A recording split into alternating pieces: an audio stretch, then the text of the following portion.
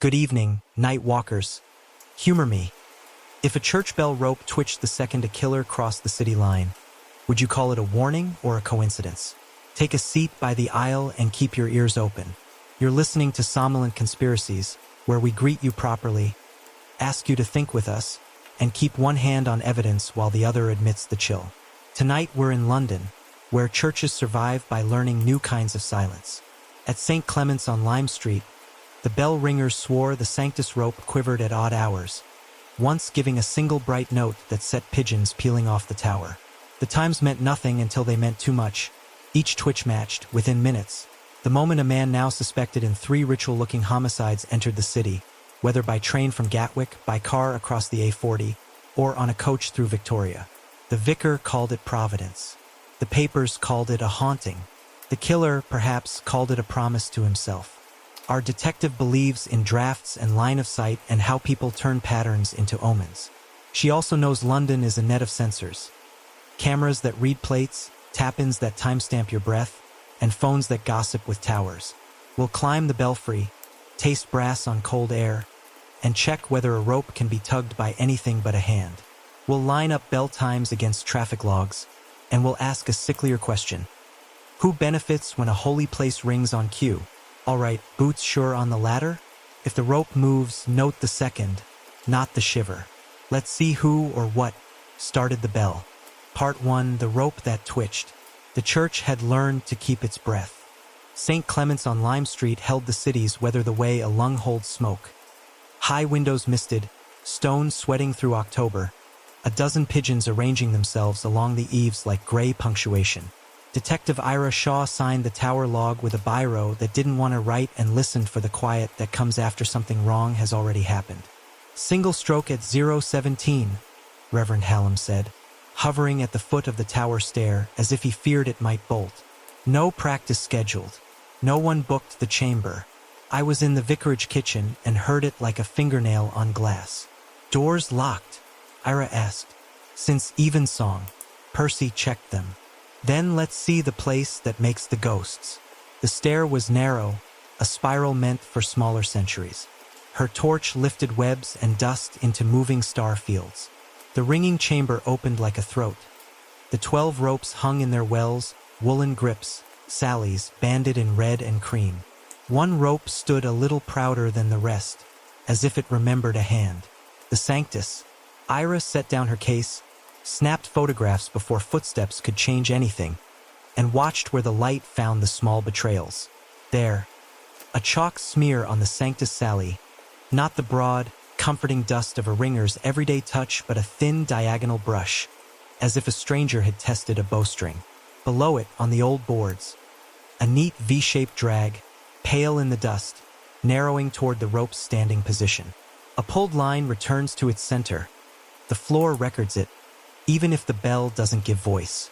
You said there were others, Eira said, crouching. 3, Hallam answered. August, late September, last week. Each time, God help us, news soon after. Different corners of the city. A body on the South Bank. Camden. Wapping. He swallowed. People talk. I don't want a crowd of phone cameras building a superstition I can't pastor. Eira ran a finger along the chalk, smelled it. Nothing fancy, just schoolroom. The air held another scent, faint, a beeswax sweetness that did not belong to stone or rope. You ring? She asked. I can name the bells, Hallam said with a rueful smile. Leave the flying to Marjorie and her lot. We'll want them later. For now, I'm treating the tower as a scene. I'll need to seal this chamber, the stair below, and the belfry above. You think this is engineered? I think London is full of hands, Eira said. Some of them prefer not to be seen. She taped the door, not because tape stops anyone, but because it forces a choice. Then she opened her case. A compact camera with a magnet mount, a contact sensor the size of a matchbook, a coil of gaffer tape, a lint roller for lifting fibers. She fitted the camera high on the west wall to look down across the circle of ropes and set the contact on the Sanctus wheel above, threading its wire along the timber so a tug would register as a clean tick. The parish would lose some privacy for a few nights. She would give it back. Why the Sanctus? Hallam asked, as if asking why lightning favors one tree. It's the lightest of your set, Eira said. You can breathe on it and it will notice you. And if you want to write on a city without anyone seeing your hand, you choose the thinnest pen. She took another sweep of the chamber. Brass bell mutes stacked in a corner, a folded ladder, a tin of rosin with its lid askew. She did not touch them, only catalogued. The rosin would give a ringer grip on a fast rope. It would also cling to whatever it had loved last. There were small comforts in evidence work. Particles are loyal. May I ask, Hallam began carefully, if it were true that the rope moved when someone crossed into London, does it help you? It helps me understand the story people will tell themselves before they call us, Eira said. It helps me decide how many uniforms to send to your gate when the next rumor hits TikTok. Detective, Hallam said, sharper than she'd heard him. Forgive me, but I don't care about TikTok. I care about the 3 dead. And I care about the bell that rang when no one asked it to. She looked at him properly then. Middle 50s, hands that belonged to a man who lifted chairs after services, eyes raw with lack of sleep. He had not come to her. His parishioners had. They had DM'd the Met's general account, sent clips of pigeon cam videos that caught a single tremor in a white rope at midnight, poor light and plenty of conviction. She'd taken the call because patterns irritate her, particularly the ones made out of fear. Let's talk about the 3 dead, she said. Tell me the dates you remember. Then Percy's checks on this chamber. Then a list of keys. They worked at the nave table with coffee that had learned patience on a hot plate. Hallam's records were tidy, the way clergy learned to be tidy about weddings, funerals, and bills. The incidents lined up with her memory of the news cycle. A woman on the South Bank found behind a rehearsal hall, a man in Camden in a service alley, another near Wapping among the old warehouses. No one had connected them in print. The department had a feeling and a whiteboard, and the feeling wrote the same man's name in dry erase pen each time, Jonah Perch. Perch used to ring here, Hallam said when she asked. Years ago, Marjorie put him out. Unsafe peels, she said. Pride where attention ought to be. Does he have keys? God, no. Anyone outside the ringing society? The organist? Your verger? Cleaners? Keys are signed. Percy keeps the board. We can fetch it. They fetched it. The board told a story about trust.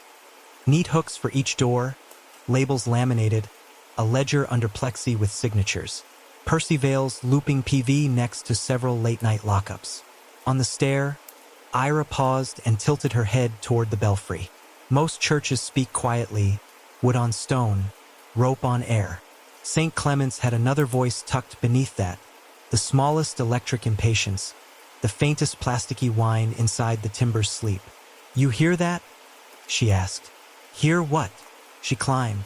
The belfry was colder, deciduous with light, beams like the ribs of a whale. The bells waited in their frames, mouths turned. Dust moved in the light the way distance moves on a road. She put the torch along the Sanctus wheel and saw the thin line she had expected in the outline only as a suspicion. A monofilament vanishing into a whole board through a beam. She didn't touch it. Her breath made it quiver. Somewhere above, where the line disappeared, something very small decided to be still. Back in the ringing chamber, she photographed the chalk and the V-drag again, consolidating this before the discovery upstairs taught it what to mean. She slid a fresh battery into the contact sensor, paired it with her phone, and watched the green settle into a soft heartbeat. Connected, waiting. Hallam watched her work, shoulders gathering resolve. You think someone made a wire to the bell. I think someone taught the bell to listen, Eira said, and I think the bell obeys better than people do. They sealed the hatch to the belfry and Eira signed the tape with the time. In the nave, the city pressed its ear to the stained glass. Trucks complaining on Lime Street, a bus brake sighing, a cyclist ringing his tiny bell with a good-natured nihilism she'd learned to love. London writes itself over and over. At the door, Hallam hesitated. Detective, there's a story going round. That the rope twitched when he entered the city. That the bell warned us. Stories like clocks, Eira said, shouldering her bag. They comfort the hours. Sometimes they keep them. And sometimes they tell you who built them. Outside, the air smelled of damp stone and hot transformer. Eira stood under the eaves and tapped out 3 messages. One to Control requesting a quiet perimeter patrol for the next week. One to the digital team asking for access to ANPR hits for a particular plate and any social chatter that mentioned St. Clement's past midnight. One to herself, habit, timestamping the chalk smear and the floor drag so her later self would not argue. She looked up the tower once more. The Sanctus line hung where it always had. If it moved again, she wanted the exact second, not the shiver. Correlate bell incidents with city entry points and the homicide windows. Then climb once more and follow the wire to the hand. Part 2, City Lines and Timelines. London keeps a better diary than its people. It writes in plates and taps and the polite blink of gates. Eira's morning began at a desk that smelled of old coffee and screen heat, pulling threads from the city's handwriting. Target plate still registered to Jonah Perch, the digital officer said over her shoulder, fingers already carving the query. Last 3 months, filter to boundary cameras and major ingress. The ANPR map rendered like frost.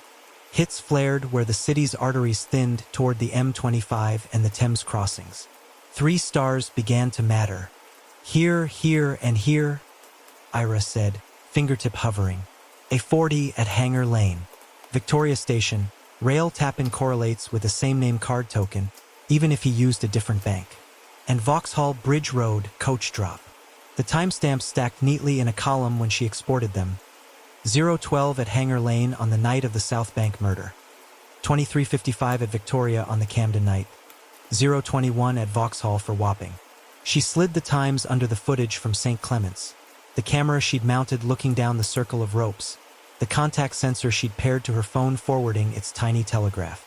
The rope had shivered at 017. It had kissed the contact at midnight. It had given nothing you could call a ring, but it had moved, clean and uninterpretable. She marked the overlaps. Plus or minus 5 minutes, plus or minus 3 minutes, plus or minus 4. You could call it a coincidence if you needed sleep. She needed a hypothesis. Build me a composite clock, she told herself in the tone she used to ask officers to fetch cones. She drew it out in a notebook because pen anchors the mind in a way screens don't. Outer ring London's edge, inner ring St. Clement's rope, a line joining ingress to twitch. Each time Perch crossed the porous skin of the city, the Sanctus rope had twitched once, as if acknowledging him, as if a bell could curtsy. She did not believe in curtsies from bells. She did believe in systems tuned to signals. She asked the digital officer for the tap-in back-end records around Victoria. One entry for a tokenized card they believed Perch used, an anonymized trip ID that nonetheless walked like him. For coach arrivals, she pulled the timetable and CCTV clip. A lean man with a canvas bag taking the long way around signage, face up only when he had to be. For Hanger Lane, the ANPR image showed the car's nose under streetlight, the letters of the plate like cleaned bones. Chance could play at mathematics, she allowed. The city had 1,000 late-night entries. Bells hang on ropes. A rope might breathe on a draft. A draft might favor midnight because the ground is cold then, and the air is perverse, and the moon makes liars of us. But Eira had stood under that rope and felt something like intention hum along timber. She brought in the tower captain, Marjorie Pike, to sit in an interview room that never felt neutral. Marjorie, when a rope twitches by itself, what does your body say? It says you forgot a window, Marjorie replied, dry. Or someone above is rubbing past the wheel. But bells don't twitch for theater. They twitch because would rope, air, and hand have long memories. Perch used to ring here. Perch used to chase speed for pride, she said, eyes going to the one-way glass as if she could see herself under a darker light. He forgot that bells are a conversation between mass and patience. Does he like electronics? He liked anything that fooled people into thinking he knew more than he did. CCTV wires, little hacks that make him feel like a sorcerer. Why? Eira held back the monofilament for now. She wanted the belfry to teach her everything it could before anyone's surprise bent the evidence.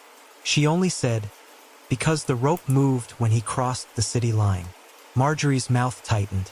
People are going to make a saint out of a censor, detective. I'd prefer to make a case out of it. She drafted a memo for the Crown Prosecution Service in the language that makes detectives' teeth ache. Correlational schedules, probability bands, false positive analysis, controls. The rope's movements were not random, but neither did they convict. She wrote that sentence twice, once for herself and once for the judge she could hear in her head. Correlation is a shy cousin to cause. She wrote, "The bell was made into a clock by a party or parties unknown." She wrote, "Perch may have read that clock." She wrote, "The city will demand a haunting. We must provide a mechanism." Between paperwork and fieldwork, she walked. London reveals itself at 3 miles an hour. She took the route from Victoria up through Buckingham Palace Road, past the glittering parliaments of storefronts, across where the night buses furl and feed, down through Vauxhall's engines and a modest glass. She imagined a man with a canvas bag and a grievance mouthing his way through these currents, watching not people but gaps in people. She texted the analyst again. Overlay Instagram/TikTok posts mentioning St. Clement's past midnight on the 3 nights we care about. Time offsets. The scatter showed a spate after each twitch. Neighbors hearing the odd sound or thinking they had. Pigeons thundering out. A late-night walker filming a rope in a frame that showed nothing until you stared yourself into belief. The bell did not have to ring to make noise. It only had to make a story. The story could be bait. She called the verger, Percyvale, for a walkthrough of key logs, CCTV positions in and around the church. Percy arrived with keys like a jailer and a fidget a debt collector would recognize. He perspired the way people do who take things personally, even when they shouldn't. "Anyone else ever have this many eyes on a parish?" he asked, trying for humor. "Christmas Eve and after a theft," Eira said. "This is neither. Work with me." He did, because people usually do until they remember their reasons not to. The keyboard lined up with his ledger entries. No signatures at odd hours beyond his own. The nave camera had an indifferent angle on the west door. The tower stair camera was dead because a diode somewhere had chosen to fail and no one had budgeted to replace it. She wrote the failure down as if it had politics. Back at the desk, she asked the digital officer to compute a crude p-value for the overlap between rope twitch times and Perch's entry times. The number he gave her was not a miracle. Miracles don't fit into small decimals. It was low enough to itch. "That's if we assume independence," he said. "If you're selecting after the fact." "I'm not," she said. "The rope times were recorded before I asked you for Perch. And if we were lying to ourselves, the lie would feel better than this." "What's this feel like?" "A map taped to the inside of a man's skull," she said, surprising herself with the figure. "He knows when the clock strikes. He's set it so it strikes when he enters, not at the top of the hour. He likes the neatness, the occult of it." "Occult? In the old sense," Eira said. "Hidden, not in the candles and chant sense." He nodded, relieved to be in a universe where words still had edges. She built a schedule chart. Ingress time at the edge, rope twitch time at St. Clement's, body discovery time downtown. Shaded bars showed the 2-hour windows after each entry. The homicides nestled inside those windows like bad birds finding the same branch. In the margin she wrote what Hallam had said. The rope moved when he was near. Then she crossed it out and wrote, "The rope moved when someone told it to." It still wasn't evidence. It was a spine for evidence to hang on. Eira stood at the window with her notebook. The city line is not a line, she thought. It's a gradient, a permission, a customs for a ghost. We invent edges so we can pretend to cross them. If someone wanted a bell to salute their crossing, they could arrange it with a text and a wire and a patient church. Her phone chimed. The contact sensor she'd left on the Sanctus wheel had pinged a heartbeat, a test flicker as the battery settled, or as gravity remembered itself. She waited for a second ping and got none. She wrote the time down anyway, because one day a defense solicitor would ask her if she had. Then she took her notebook, her caution, and her small anger back to St. Clement's. The belfry had told her, in a corner of sight, that there was a line running from the Sanctus wheel into a beam. Lines attached to hands. She wanted the hand. Hallam met her at the door with a question in his face he didn't dignify with words. "I'm going up," she said. "I won't disturb anything I don't have to." "Do what you must," he said, and stepped aside like a man making way for a procession. On the stair, the air felt like old coins. The rope circle waited. Eira touched nothing.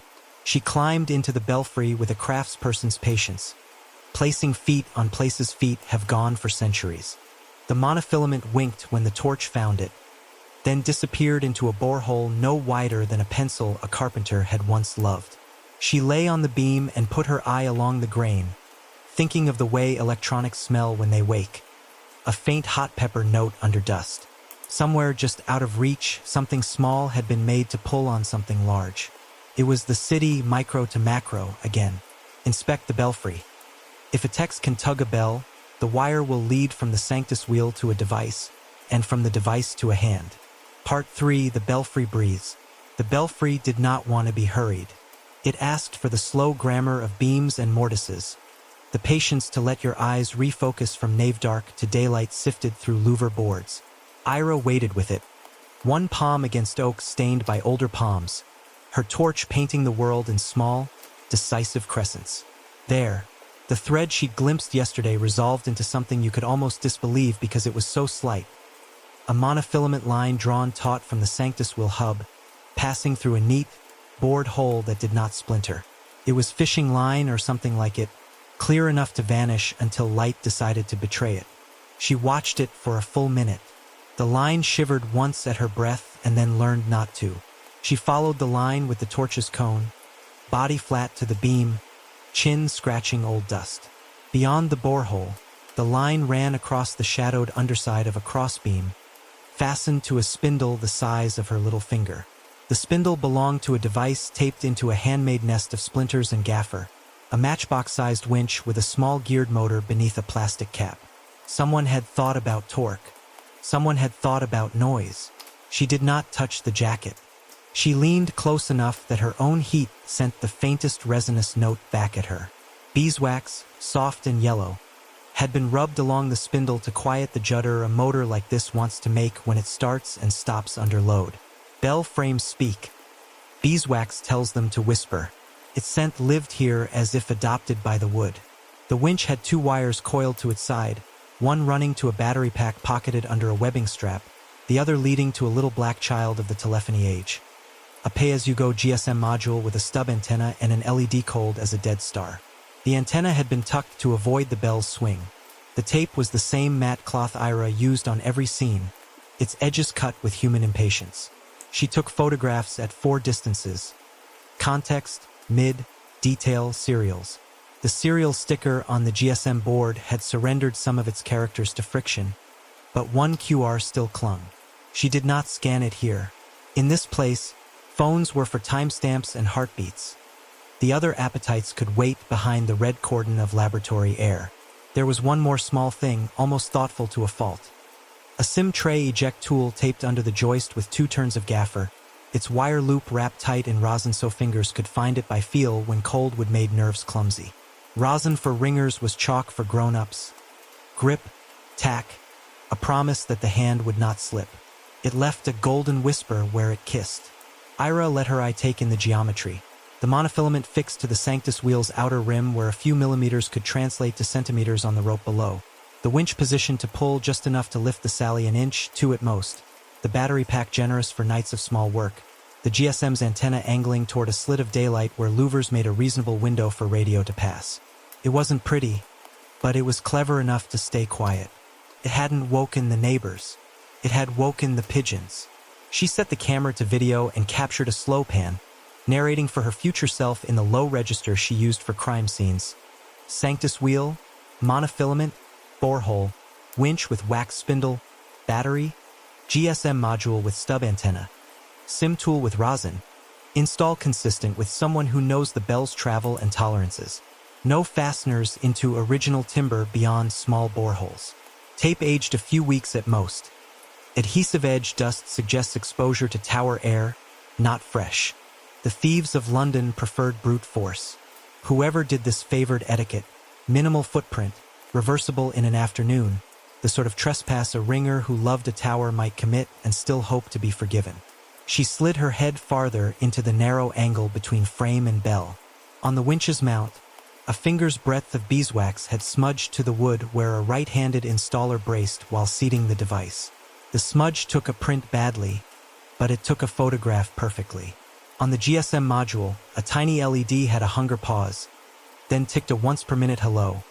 Enough to say, I am powered, I am polling, I am waiting. If it had an inbox, the church had acquired one without consenting. Eira spoke down through the hatch. Reverend, I'm going to power nothing down until I've mirrored it. But I need to keep this chamber sealed and the tower closed to all ringers. I'll replace your Sanctus rope's contact sensor with a second unit on this motor. Quietly, Hallam's voice came up as if he were learning the tower's language. Whatever keeps us from another. He didn't finish the noun. There were several, and none sat well in a church. Back on the beam, she traced where the GSM's thin power lead braided into the battery holder. The pack was taped shut with care and reluctance. She photographed the knot. She photographed the orientation of the SIM slot. She photographed the way the monofilament had been tied.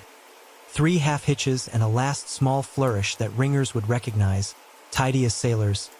Because of course, she said to the empty air. She slid a second contact sensor into the winch's casing, a wafer glued to feel the motor's start pulse. The sensor relayed to her phone and breathed once when she pinched its test pads. Good enough. She left its LED facing the timber. Light in a belfry travels too far. Next, she worked the line downward with her eyes. Where the monofilament attached to the Sanctus wheel hub, a small notch had been filed to keep the line from slipping. The notch's edges gleamed newer than their neighbors. Whoever notched it knew to bias the pull with the bell hung at rest. Pull too hard and you'd rock the wheel in its cradle. Pull just enough and you'd lift the rope's sally, a flirtation without a voice. The builder had practiced. She let herself imagine the first test. A man. Yes, she thought a man. Might be wrong, but this had the bluff neatness of particular men. Lying along this same beam with a phone in his fist, sending a text and waiting for the motor to hum. Perhaps he'd flinched at the first twitch. Not because he feared ghosts, but because to make a church obey you is to learn you are louder than you meant to be. You build a finger on God's hand and you have to live with it. There was a snap-fit housing under the module, enough to tuck a postage stamp PCB someone had soldered at a kitchen table. Eira did not open it. Later, on a bench with good light and a fume hood, she would. For now, integrity ruled. On her way down the stair, she read the rope circle as if it were a clock face telling her something other than time. The Sanctus rope hung among its siblings, pretending to be ordinary. On the floor, the V-drag still told yesterday's story. She photographed it again because defense barristers adore change and you defeat them with repetition. In the nave, Hallam waited with Marjorie Pike, who had arrived uninvited and in the manner of people accustomed to owning one room in one building. You found something, Marjorie said, reading Eira's shoulders. In the belfry, Eira answered. A small winch on the Sanctus wheel and a GSM module. Someone can tug your bell by text. Marjorie's intake of breath was not theatrical. Not on my frame, she said, fury ashamed of itself. Who would put a toy in a tower? Someone who wanted the tower to speak on cue, Eira said. Someone who knows where to touch without breaking anything. Marjorie looked past Eira, toward the stairs, as if she could pull the device down by glare alone. One of my ringers did not do this. We're possessive, not stupid. You know Perch's hands, Eira said. Did he ever run electronics up a frame? Perch ran his mouth up a frame, Marjorie said, then folded her arms as if she'd put a dog back on a lead. He liked gadgets. He liked the feeling that he'd outsmarted the tower. But he never once put in the hours to understand why the tower outsmarts you back. Hallam said quietly, Is it dangerous? Not in itself, Eira said. The pull is small. It won't throw a bell. But it will give you a ghost if you want one. What do you want of us? Hallam asked. Night access stops for everyone. No ringing practice until I say. And I want your organ loft. Tomas's kingdom, Marjorie said. Why? Because the belfry device listens, Eira said, which means somewhere else something speaks. And if I were hiding a small brain in a church, I'd hide it near wires I could borrow without asking. They climbed to the loft like conspirators in a parable. The organ loomed in its case, brass pipes like a municipal forest at attention. Behind the console, where cables gathered into obedient harnesses, Eira found what she had expected and almost hoped not to. A second device, this one latched to a structural batten with zip ties tidy enough to make an electrician hum approval. It was a single-board computer the size of a paperback without its cover, its SD card taped flush, a shielded Ethernet lead running down into a small hub that drank power from a socket already burdened with the organ's needs. A USB dongle wore its little wire like a communion flagellum. A software-defined radio, the kind hobbyists used to listen to planes and buses and anything with public air. Alongside, someone had left notes folded into a plastic wallet. A printed list of API endpoints most civilians never read, annotated with the handwriting of the anxious. ANPR Alerts Digest, TFL Traffic Incidents, Test Filter for Plate Format, and, underlined twice, Sanctus. 1. It wasn't quite a confession. It would do until one arrived. God forgive us, Hallam murmured, not entirely ironically. Tomas. He loves code like I love a wheel, Marjorie said, discomfort peeling her vowels thinner. He would not. He might under a promise, Eira said, under fear, under the idea of a sentinel rather than a siren. She photographed everything as she had above and left the device in place. This was not a raid but a listening post. Pull it too soon and the behavior changes. Leave it and perhaps the hand that feeds it will feed it again. Back downstairs, Percy appeared at the edge of their conversation with a key he didn't know where to put. He took it back to his pocket when Eira looked his way, the small choreography of a man trying not to be seen in his own life. She filed her interim report from a pew with a pencil that dragged a little on the paper. Asterisk belfry device. Monofilament to Sanctus wheel, matchbox motor on wax spindle, battery pack, PAYG GSM with stub antenna. Ancillary. SIM tray tool wrapped with rosin. Organ loft device. Single board computer, SDR dongle, hub powered, paperwork showing intent to parse public alerts and plate notices. Install suggests ringer's knowledge and an IT hand. Immediate risk low, evidential value high. Tower sealed. Covert sensor added to motor. Asterisk. She copied the summary to the digital officer with a request. Pull public API logs for the nights in question. Watch for any third-party app polling ANPR digest endpoints with anomalous frequency from around Lime Street, and set up a silent forward on any SMS received by numbers near the module's SIM. She'd have the SIM later. For now, triangulation games could begin. She looked once more at the rope circle before she left. The Sanctus hung like a throat that had learned not to cough. The ice of its patience made the nave feel warmer. Outside, Lime Street had adopted lunch. Delivery vans argued politely with cyclists. A woman in a high-visibility jacket stood under the tower to photograph the pigeons, who did not oblige. Eira walked away with the sense that the church, newly wired, had joined the network of city organs, a node waiting to be tickled. She did not like that sentence. She kept it anyway. Cases are made as much from what you hate as what you admire. If a text can tug a bell, who sends it and from what trigger? The next steps. Map the number that the GSM will accept, trace the device in the organ loft that listens for purchase plate, and identify the hand that taught St. Clement's to answer. Part 4. Who loves a bell enough to weaponize it? Lists are a detective's sacrament. Eira wrote this one at Hallam's kitchen table, the vicar's kettle purring like a cat already fed.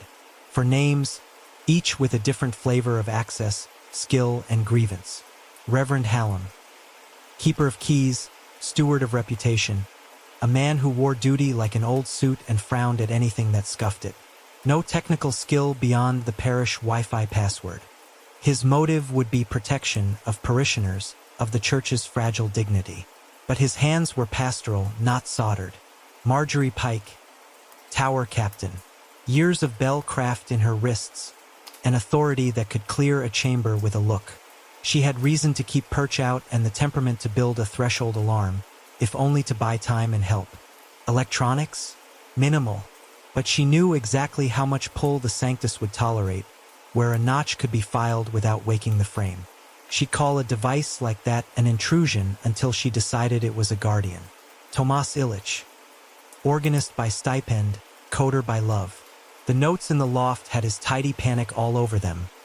Endpoints, filters, Sanctus. 1. He had both the intellect and the scruples to rig a sentinel.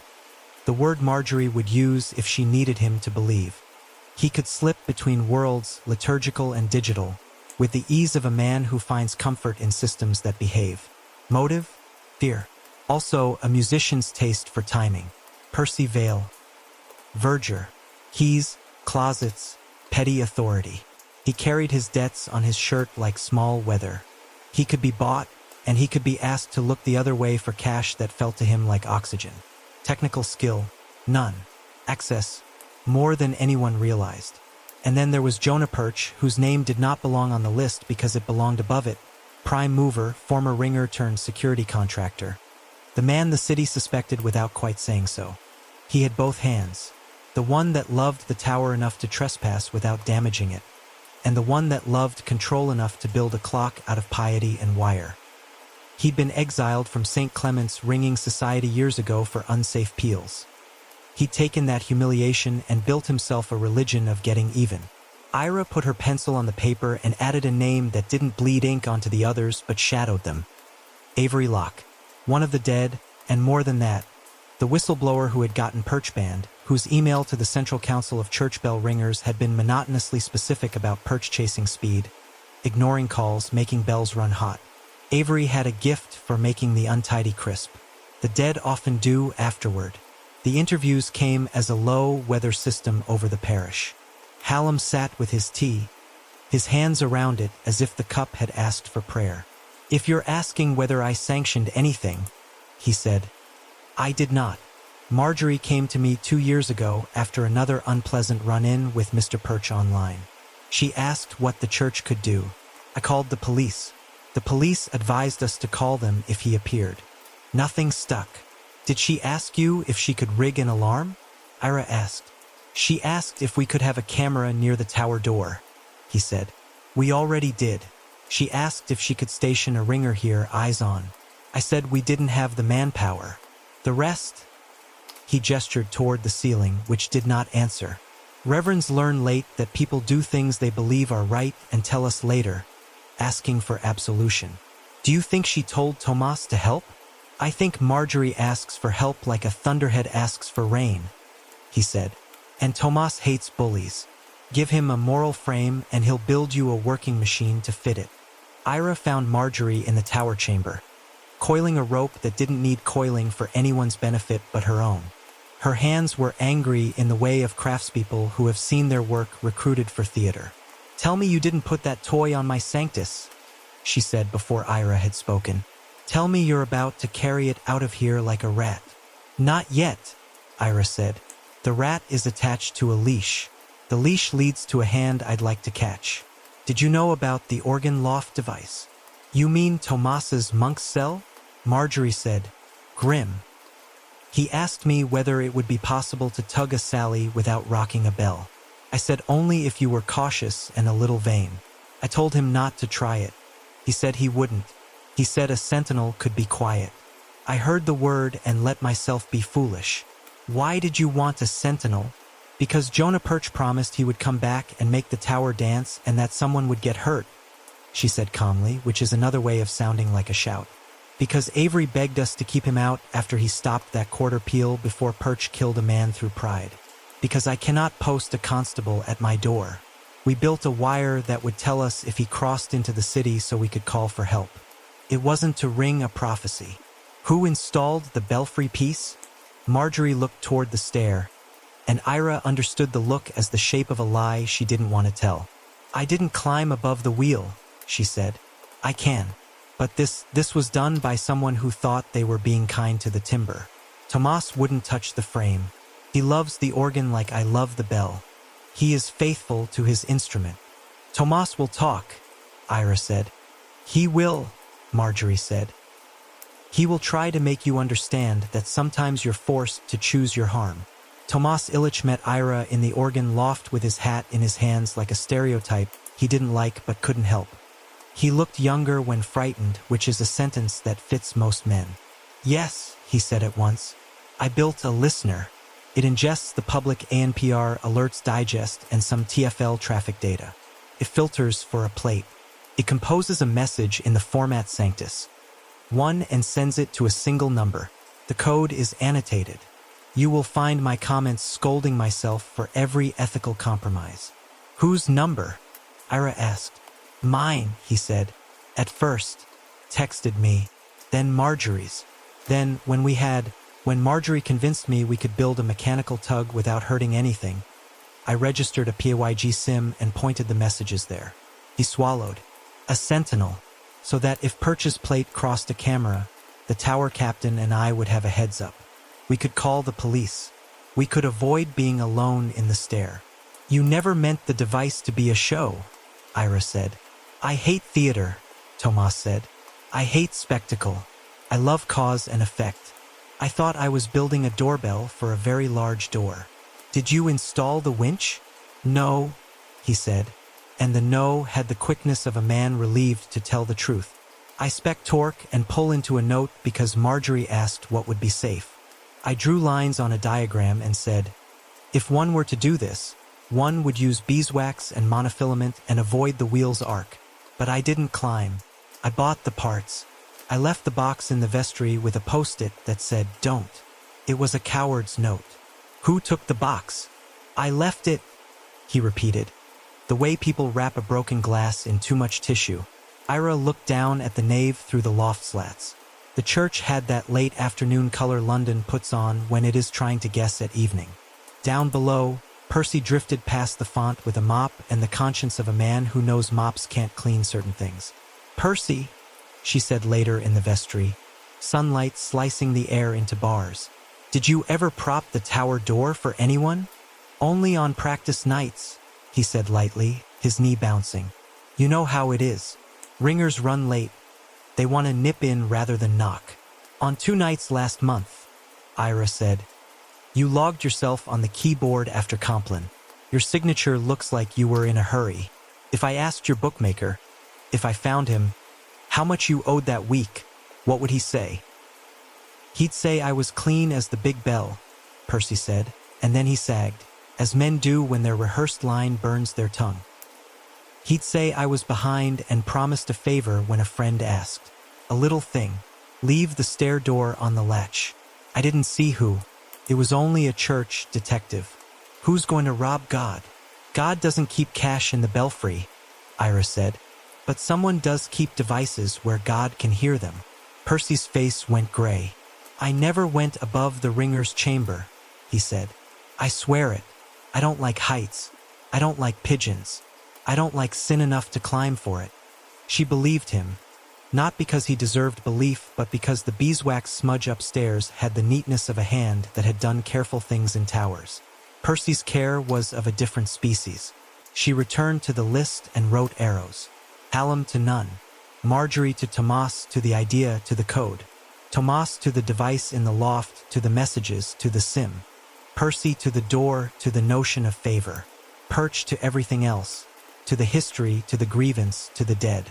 She called Central Council records and confirmed what Marjorie had said. Perch had been disciplined for unsafe peels. Avery Locke had filed the key report. The correspondence had curdled into threats in private channels. She pulled Perch's security contracts and found CCTV consultancy, with 3 churches not unlike St. Clement's. Enough to learn where the cameras sulked and where their blind spots loved to be. The shape of it emerged, ugly and almost elegant. A ringer's pact born of fear and a certain pious stubbornness had produced a warning system. The warning system had produced a predictable moment. The predictable moment had been read by a man who adored the predictability of other people's fear. He didn't have to install the winch to use it. He merely had to know it existed. Knowing is power. Knowing when is a religion. At dusk, Eira stood under the tower while the city adjusted its lights. The rope circle was a prayer while she didn't spin. Her notebook had weight. The names on the list felt like a chord that could resolve to either grace or dissonance depending on who struck it. "Detective," Hallam said from the doorway, "if we take it all down now, do we make ourselves safe?" "For a night," Eira said. "Then the story moves somewhere else. I need the story to end here with a hand and a bag and a charge sheet." "Then we wait," he said, "and we do not ring. We listen," she said, "and we watch, and we teach the bell to betray the man who taught it to twitch." Someone in the tower installed the module. Someone outside fed it a signal. Trace the text trigger to purchase plate, follow the listener in the organ loft, and prove how the bell's warning was wired to a killer's arrival. Part 5, the signal that finds a plate. Numbers make worse ghosts than people do, but they travel farther. Eira sat with the digital officer in a room of stale air and whirring fans while the city's feeds unspooled like thread from 1,000 spindles. "Show me what the organ loft is listening to," she said. He pulled up a capture from the single-board computer's Ethernet port, a silent tap they placed in the hub while leaving the device live.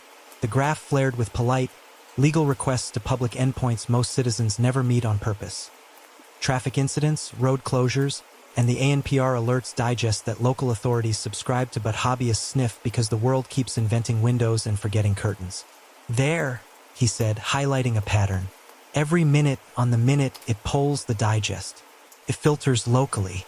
It discards 99% and keeps the one that matches a specific plate format. If the plate we care about appears, it composes a message with a subject line and body we've seen before." He smiled without joy. "Sanctus, 1. The string sat on their screen like a taut wire. Eira tasted the satisfaction and refused it. "Destination. At first it forwarded to 2 known mobiles," he said, swiveling to a log from weeks back. "I've got Marjorie's number there, silent. I've got Tomas's, also silent. Then, on the month that matters, the code rotates to a pay-as-you-go SIM." He clicked through the little script that ill-concealed Tomas's conscience. Inline comments scolding himself, warnings about scope creep, a footnote, almost a prayer. No sound, only tug. "The message format doesn't change," the officer said. "It's always Sanctus, 1. No payload beyond the queue. You could add time or location." He didn't. He wanted a binary. Seen or not seen. Eira nodded. "A doorbell for a very large door." They traced the PAYG number through the networks in different lattice. The module in the belfry answered to one caller and one caller only, configured to accept texts that began with Sanctus. 1 and ignore all others like a faithful dog suspicious of every knock but one. Silent logs from the mobile operator, warrant-born and apologetic, showed a small account topped up in cash at a kiosk near Lime Street, then left to tick away a tiny balance as messages landed at ungenerous hours. "Registered identity?" Eira asked.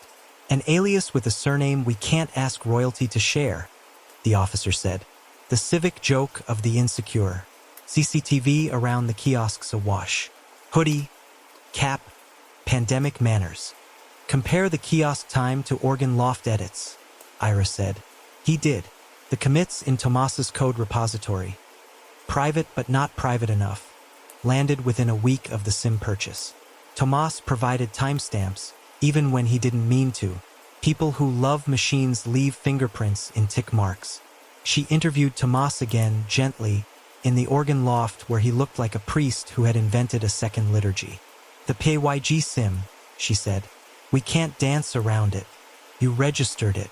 You loaded it. You put it in the belfry module. You whitelist your own script and Marjorie's phone at first. Then you changed it to accept only one number, the SIMs, so you could cut yourself out if you needed to." His mouth compressed, then let go. "I wanted to leave a kill switch," he said. "If I panicked, I could stop it with one edit. But I also wanted to keep it from becoming a toy for anyone with my number. So I limited the sender." "You wrote a thing that obeys," Eira said. "You tried to make it deaf to the world. You failed, because phones cheat." He flinched. "I assumed good faith. I assumed it would run in a human circle small enough to keep its purpose intact. I told Marjorie, if we know when he crosses the edge, we can warn the tower, warn the police. That is all. We didn't think. You thought entirely," she said, not unkind. You just didn't imagine the man you were afraid of would imagine you. In the lab, they opened the belfry module at last, stainless tweezers like dental tools, gloved hands respectful in the way secular work is respectful when it touches the sacred. The SIM card sat in its slot, the copper smile purely utilitarian. The motor driver board bore a smear of beeswax from the spindle like a fingerprint blurred by care. The PCB had a maker's mark from a kit supplier, and the shell had been cut with a hobby knife whose blade needed replacing. The module's inbox sang its small song, a tight series of Sanctus. One messages arriving within minutes of ANPR hits at the city perimeter. The time between the digest seeing purchase plate and the GSM module receiving its cue was the time it took servers to stir and numbers to stretch their legs. A minute, two at most. The line tugged. The rope kissed air. Pigeons woke. A city told itself a story and left a trail. Eira drew the path on a whiteboard for Hallam and Marjorie, because some truths insist on a chalked map. ANPR camera sees plate digest publishes organ loft listener polls. Filters for plate. Composes Sanctus. One sends to PAYG sim in belfry module powers motor for 1 second monofilament lifts Sanctus Sally rope twitches. Hallam's shoulders sagged the way chairs do after the congregation leaves. So the bell warned us, he said softly, as if quoting himself from a previous life. Only because we taught it to. Marjorie's anger had cooled into something more dangerous. Remorse tempered with resolve. I wanted time to make a phone call, she said. That's all. A sentinel, not a siren. It was both, Eira said. And I think a man who loves patterns watched you build it and realized he could stage his nights inside the chime you gave him. She took the board into the squad room and swapped vicar and captain for detectives and an analyst whose brain lit under puzzles. We assume this. The bell twitches, and within minutes social media around Lime Street talks. People love a mystery. Mysteries make noise. Perch waits for the noise. The noise buys him a predictable shift. Curiosity at the church, patrol units nose toward the tower, a channel of attention you can surf to a darker place. Gives him a drum beat, the analyst said. If he wants to move unseen elsewhere, this sends half the available eyes here. Now, Eira said, pointing with the cap of her pen. Prove it. I want a cascade chart. The rope twitch, the first neighbor post, the patrol redeploy, the victim's last phone activity, the tower pings that place perch near each scene. Fill it with dull details. Juries believe dull details. Ghost stories frighten only the already willing. They built the cascade. On the South Bank night, 00:12 purchase plate at Hanger Lane, 00:14 Sanctus. One lands in the belfry, 00:15 contact sensor pings, 00:17 in neighbor posts. Did anyone else hear one weird bong? 00:24 a patrol drifts past Lime Street. 01:03 a woman's phone shows a missed call from John. 01:19 her device pings a tower near Blackfriars. 02:02 a cleaner finds her outside the rehearsal hall. The Camden and Wapping nights followed the same melody with different verses. When Eira put it in front of Tomas, he read it like a score. He pressed his knuckles to his mouth. We built him a metronome, he said through his skin. We didn't mean to. We built him a clock he could live inside. Not we, Marjorie said later to him in the aisle. Not to absolve herself, but to share the weight better. We built a doorbell to warn us. He broke in and used the echo. In a quiet conference room, Eira drafted a statement for CPS that would keep the case from drowning in hauntings. The bell's movements correlate with the suspect's city entries. A device in the belfry accepted only messages in the format Sanctus. One from a whitelist number. A second device in the organ loft listened for ANPR alerts naming the suspect's plate and forwarded the cue. The purpose asserted by its authors was warning.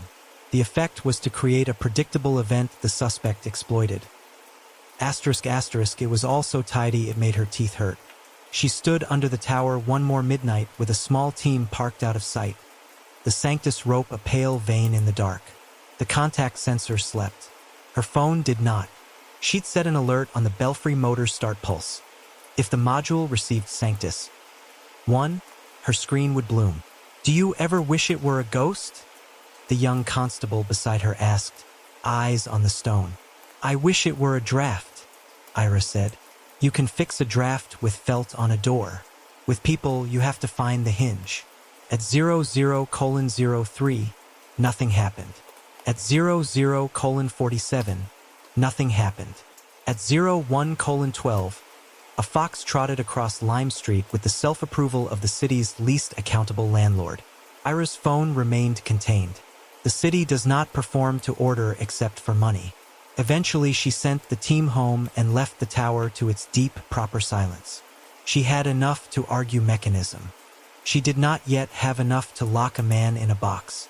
For that, she would need the bag, the wax under his nails, the way his eyes widened when she said Sanctus. One as if she had reached into his pocket and squeezed a nerve. The bell's warning is real and built by fearful hands claiming safety. Someone else read the clock it made and killed inside its timing. Find how Perch turned their sentinel into his metronome, and catch him in the very window the bell provides. Part 6, The Three Bodies and One Hand. You can learn a lot from what a city rubs off on the dead. Eira set the folders in a row like plates at communion. South Bank first, then Camden, then Wapping, and let the lab reports talk until the facts grew their own posture. The South Bank files corners had softened from being handled too much by people who didn't want to believe what the paper kept saying. The victim, Avery Locke, had been found behind a rehearsal hall off Blackfriars, body against brick, chin tipped as if listening for a late bus that never came. No gross strangulation marks, no ligature groove the way you get from belts or cords. Just a pair of faint arcs below the angle of the jaw, one on each side, where skin had reddened and then given up. Eira paged to the microscopy. The lab had lifted fibers from the arcs with tape like kiss peels. Under cross-polarized light, the fibers showed as a mixed population, short, crimped staples consistent with wool, and longer vegetable fibers with a flattened lumen consistent with hemp. Not nylon, not polyester, not climbing rope. A bell rope sally is wool. The tail below is hemp. The fiber mix described the Sanctus line better than words. Rosin crystals sat like amber snow where the fibers clung together. Rosin is treacherously common in towers. Ringers chalk their hands with it against fast ropes. But it was something to hold, and it clung to her case like intent. Avery's phone, photoed where it had been found under her hip, told its simpler gospel. For missed calls in the hour before she died, all from a contact saved as John. Not J, not unknown. John, spelled as if the owner imagined she would never need the extra letters to know which one. The phone's tower pings sketched a figure 8 around Blackfriars Bridge. Eira looked at the plotted dots like freckles she could learn by heart. She asked the analyst to overlay ANPR, the car scene at Hanger Lane, the bells twitch, the flurry of Lime Street posts. The cascade chart looked like the outline they'd built, only meaner now that a name had a face. Camden was colder in more than the temperature of the alley where the second victim lay. He had been found against the service entrance of a music venue that had traded its soul for craft beer. A security light left him posed in the aesthetic modern cities like to put on their corpses. Neutral contradictions, stainless steel and pigeon droppings, art posters bleeding on brick. No deep strangulation. Again, the arcs. The lab's technician, who loved patterns as much as musicians do, wrote it down with irritated joy. Arcuate erythema bilaterally, superficial dermal shear with textile fibers embedded, wool/hemp blend. No thermoplastic melt. Rosin present. ***. Climbing ropes melt under the right insult. Hemp doesn't. It burns and does it reluctantly, smelling like old books giving bad advice. The absence of melt meant that whatever pressed Avery and this unknown man against their seconds was natural fiber.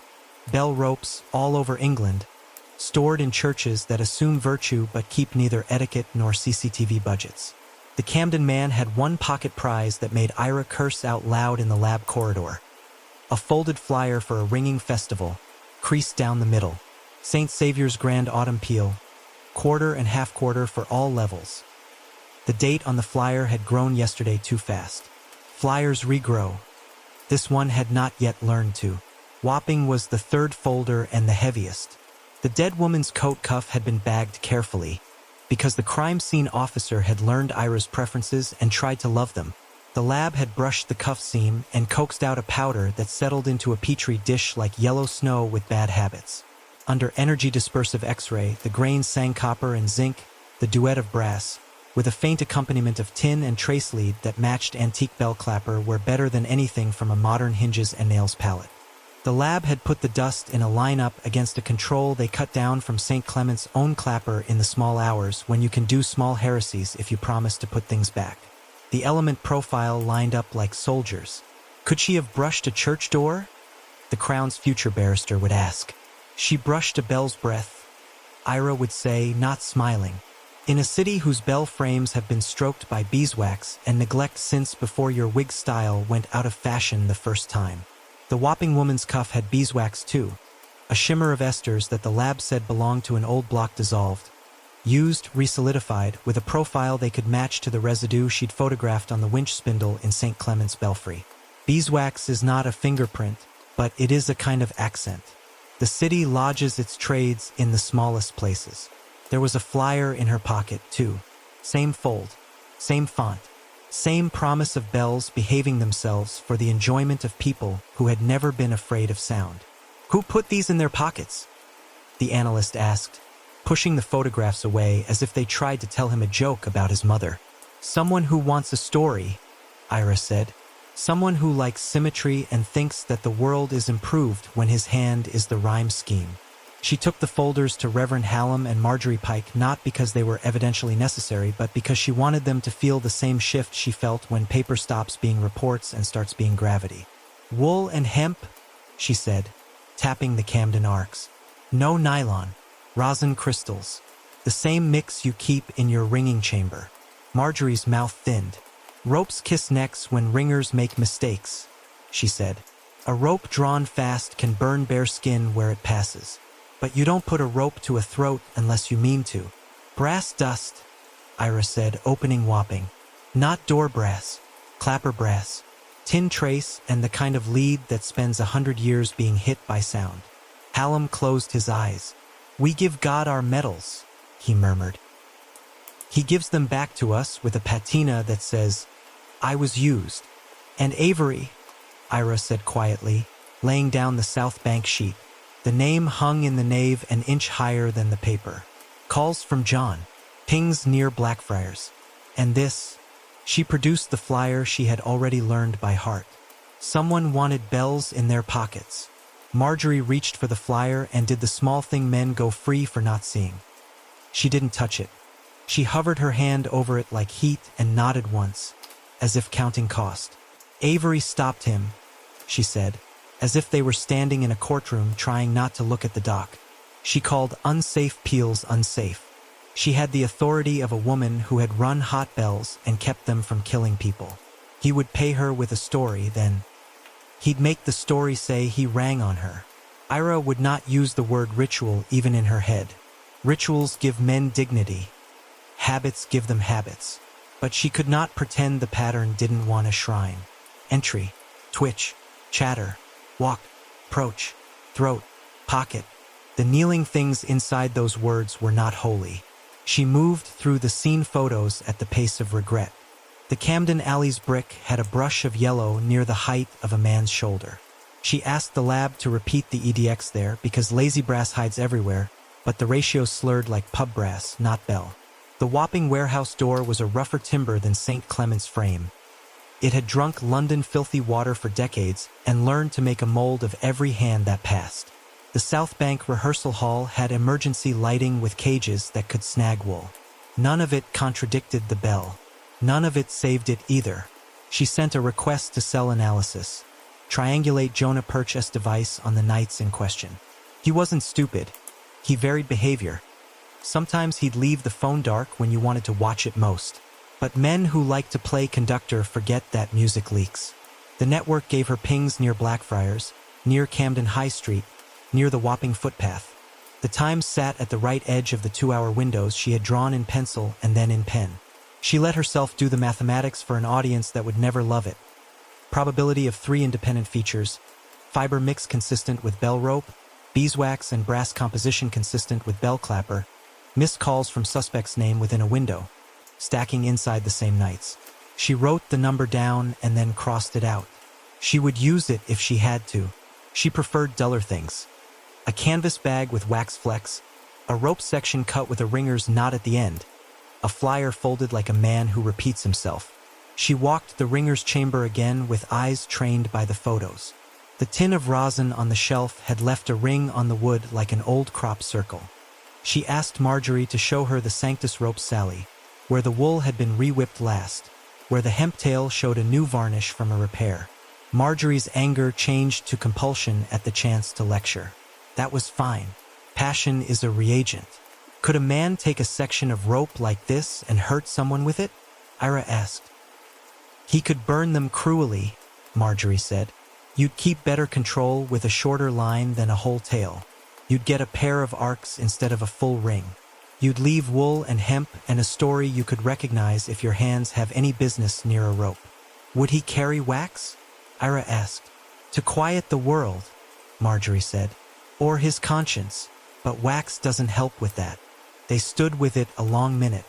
Churches teach people how to stand with things. When Eira took the folders back to the squad room, the analyst had added a row to the cascade chart she hadn't asked for. Festival flyers recovered. South Bank, yes. Camden, yes. Wapping, yes.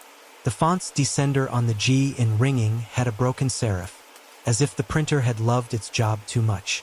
He'd underlined it for no reason except nerves. What am I missing? He asked. Only the hand, Eira said. Only the small, stupid human thing. The bag and the flinch. She drafted the memo she would send to CPS next, the one that would make the room quieter for a day. The victim's bare wool/hemp fiber consistent with bell rope. Rosin present. The whopping cuff contains brass dust consistent with bell clapper wear. Beeswax ester profile matches residue on an illicit winch in St. Clement's Belfry. The South Bank victim, Avery Locke, shows missed calls from John. Cell tower pings place Jonah Perch within the relevant windows. A folded ringing festival flyer in each pocket provides a common staging motif. Asterisk asterisk, she did not write the sentence she wanted to write. He waited for the clock to twitch and then he wrote his name in people. Instead, she called the team together by habit and put a finger on the whiteboard. We're close, she said. Close enough to charge if we're lazy, close enough to lose if we're arrogant. He kills soon after arrival and he knows towers. The bell is our bait because the bell is his clock. Next time he crosses the edge, we're there with a bag of our own. The room gave her the sound she needed, a small, unsentimental assent. In the corridor, Tomas Illich waited, pale under the church's polite fluorescence. I read the summaries, he said, voice low. We meant to make a warning. We made a metronome. You meant to buy time, Eira said. You bought predictability. He paid with it. What happens to us? He asked. You'll answer questions about installing things you shouldn't have, she said. You'll cooperate, and you'll live with the knowledge that fear is clever. That's all of us, Tomas. She carried the folders home and didn't open them. She made tea and left it cooling. She listened to the city's mechanical weather until it wrote her to sleep. Perch kills soon after arrival and knows towers. The bell gave him his window. Marjorie and Tomas, meaning to warn, built a clock. The next step is to show how he read it and catch him with rope, wax, and flyer in hand inside the bell's own minute. Part 7, the ringers packed. The parish hall had a piano that wanted tuning and chairs that wanted arguments. Eira borrowed both. She set 3 chairs in a triangle and put herself at one corner, Marjorie Pike at another, and Tomas Illich at the third. Reverend Hallam stood near the tea urn like a referee who hoped no one would need him. Let's not polish this, Eira said. We'll speak in proper nouns and verbs. Marjorie folded her arms the way tower captains fold ropes. Neat, unyielding. You already know the shape, she said. I'll give you the spine. Give me the day, Eira said. The day Perch left your ringing society. Marjorie's jaw worked once, then clicked into place. St. Clement's Whitsun practice. We had a quarter peal on the board, grandsire triples, nothing to scare a careful person. Avery Locke was conducting. Perch took the 5th. He was edgy, chasing speed, letting his set ring heavy. Avery called stand twice when she felt the rhythm get away. He ignored it the first time. The second, she stepped in and took his rope out of his hands. Barely kept the bell from running on. He said some things a gentleman doesn't say to a conductor or a woman or a church. We put him out that night. I filed with the council. Avery wrote the report that made it stick.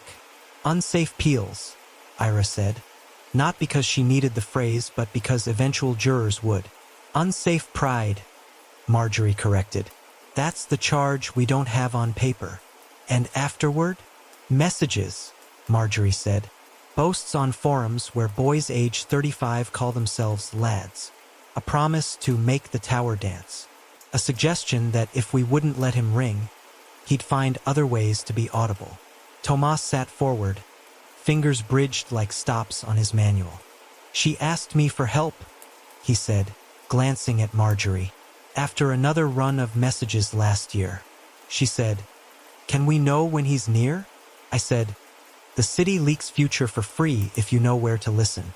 I wrote a listener to Public Alerts, TFL, ANPR Digest, the boring things, and I set it to ping us when the pattern that was him appeared. You called it a sentinel, Eira said. It made it easier to sleep, Tomas said. The work too. You knew what a tug on the Sanctus would do, Eira said to Marjorie. It would make me look up, Marjorie said simply. It would make me lock the stair. It would make me call the police and tell my late ringers to go home in groups. I wanted a minute's warning instead of a midnight surprise. *** Percy Vale ***? Eira asked, not looking toward the vestry door where he stood half in, half out of his own courage. Percy flinched anyway and came the rest of the way in, dabbing at his face with a handkerchief that had seen better noses. I was asked, he said before anyone asked. Not by them, by someone who said he wanted to make an offering in the tower. Fool of me, I thought he meant flowers like for All Souls. Said he'd leave them before morning prayers. He put 40 quid in my hand to leave the stair door on the latch. I told myself the church would not starve for one of 40 quid. I did it 2 nights. I never saw his face. Voice, Eira said. London, Percy said helplessly. Like a man trying on politeness and finding it didn't fit. Did you tell Marjorie? Eira asked. I told God, Percy said, and then winced at himself. No, I told no one. I thought if nothing happened, no harm done. Then the rope twitched and the city started guessing ghosts, and I told myself the latch had nothing to do with anything. People can't sin if they keep talking fast enough to themselves. Hallam put a hand on Percy's shoulder without absolution. The gesture had the weary competence of a man who has walked people off worse ledges. Eira turned the triangle a notch tighter. So, packed. You, Marjorie, asked for a warning. You, Tomas, built a listener. You, Percy, kept the stair easy long enough for a hand to climb. No one intended a show, but together you made a clock. A sentinel, Tomas insisted softly, not for the word's sake but for his. A clock, Eira said, because names mattered. Clocks tick. People hear them.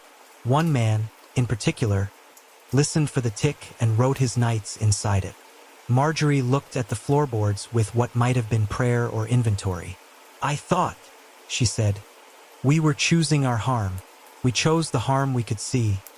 Perch at the stair, over the harm we could not. We forgot that cleverness is a kind of pride. You did what frightened people do with tools at hand, Eira said. You called the police when it ticked? I called, Marjorie said. Once I got him banned. The Met's number was never far from my hand. But you know how minutes go when a call sits in a queue. The device made me feel I'd started the hourglass on my terms. That's an intoxicant too. Did you tell Perch? Eira asked. Marjorie's head came up hard. I would rather cut my rope hand. He didn't need telling, Tomas said. If he still watched our forum, and he did, he could see our chatter after a twitch. Neighborhood posts. Our private group pinging. Did anyone else? He would know.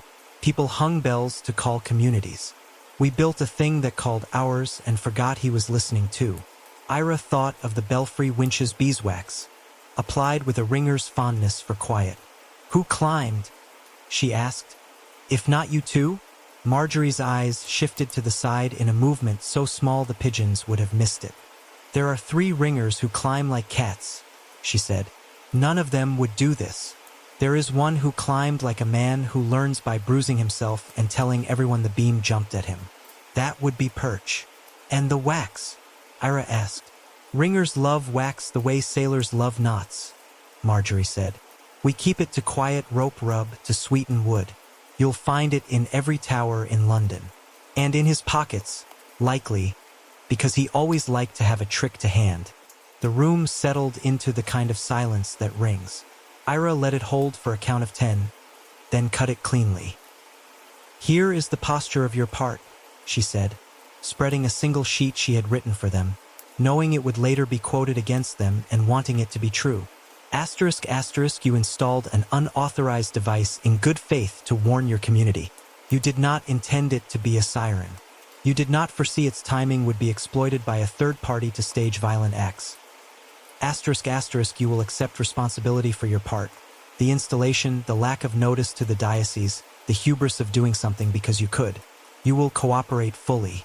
You will give me everything, code commits, purchase receipts, where you bought the monofilament and the motor and the beeswax. You will let me take your phones and treat them like witnesses who forget to tell everything unless asked twice." Tomas nodded, eyes grateful for instructions that felt like penance he could understand. Marjorie accepted with the formality of a woman who will never forgive herself and will never ask anyone else to. Percy tried for a joke and failed. "Is there a box for facilitating access?" he asked. "I suppose there is. I suppose I'm in it." "There is," Eira said, "but you climb in deeper if you keep anything back." He emptied his pockets as if the order were literal. Keys he should not have duplicates of, a folded betting slip, a rosary that had acquired fingerprints the way brass does. He had the look of a man choosing his next smaller sin carefully. When the interviews were done on paper and recorded on a parish laptop that groaned its way into service as if afraid of its own permanence, Hallam lingered. "Detective," he said gently, "I have been a priest long enough to know that people make idols of safety. We made one shaped like a text message. Am I wrong to hope that confession counts for something? Confession counts for making it easier to tell your story without lies," Eira said, "and for not wasting the court's hours later. It does not count for the dead. That is the part no one gets to balance." "I know," Hallam said and looked older. "I would still like to ring the Sanctus for Avery one day without hearing him inside it." "Help me take the clock down," Eira said. "Then you can teach the bell to speak in its first language again." That night Eira read through Perch's online trail with the irritation she always felt when a bully mistook cruelty for charisma. He had commented on ringer forums under a name so thin it was practically shirtless, weighing in on technique with the certainty of a man who prefers pretense to practice.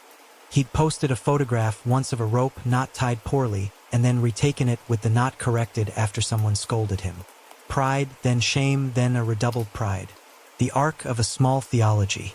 She traced his CCTV contracts, 3 churches and other boroughs where he had installed camera systems on the cheap, mates rates, blind corners left like favors.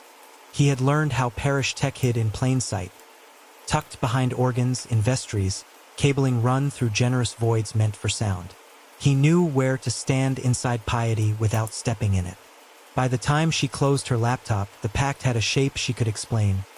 Fear plus access plus craft became design. Design became clock. Clock became stage. And on that stage, a man who wanted to hear a bell when he crossed a city made himself a liturgy out of other people's caution. Eira lay awake until traffic wrote its lullabies. In the middle hour she got up, made a list, and taped it to the inside of her door because lists hold better there. Keep tower sealed. Mirror loft device. Warrant for PAYG account logs. Quietly add police forward on Belfry motor start. Prep CPS brief. Intent versus effect. Percy, debt contact. Marjorie, purchase trail for winch. Tomas, code timeline, commit diffs. ***. When she slept, she dreamed of a rope that lifted itself and stopped halfway, undecided whether to speak. Intent may have been warning, but the device created a clock, and Perch could read it if he set it up or simply watched it work. Next, show how he co-opted their sentinel, prove his mirror alarm, and prepare to catch him in the bell's own window. Part 8: The Mirror Alarm. The flat looked rented by the month and cleaned by the hour. Eira went in behind the evidence team with shoe covers whispering apologies to the laminate. Jonah Perch had a talent for leaving rooms that appeared not to know him. The trick, as ever, was to look where intention had snagged and left lint. On the kitchen table, a laptop with stickers that wanted to be younger than the man who chose them, a roll of gaffer, a block of beeswax cut with a pocket knife and thumbed to a shine. The laptop's lid print, oily moon halos, showed where his fingers habitually rested. They mirrored the fingerprints the lab had lifted from the belfry module's casing well enough to make a prosecutor hum scales. They imaged the drives first. A detective earns her pedantry when the case gets to court. While the clone spun its small galaxies, Eira took in the wall over the table. A corkboard with no pins because everything was taped. Bus timetables. A printout of TFL's public API docs with portions annotated and underlined. A screenshot of the ANPR Alerts Digest landing page. And, in a hand that tried for draftsman and landed in obsessive, a pencil sketch of St. Clement's belfry. The sketch caught the Sanctus wheel's proportions with the hunger of a man who wanted to be congratulated by the object he was copying. An arrow-marked notch at the rim, another marked line beam. He'd drawn a box where the winch would sit, labeled wax here. It was the kind of diagram you draw after you've done the thing and need to teach your future self you're still clever. On the laptop, in a folder that pretended to be about invoices, they found the thing Eira half expected and hated fully. A text file named formats.txt with 5 lines, for red herrings, 1 gut punch. Sanctus. 1 sat on the 3rd line, between keys to long-gone projects and a note that read keep simple. Nearby, in a message drafts folder, sat a handful of unsent texts to a number the network team had already married to the Belfry module SIM. Each draft was composed, not sent. *** Sanctus.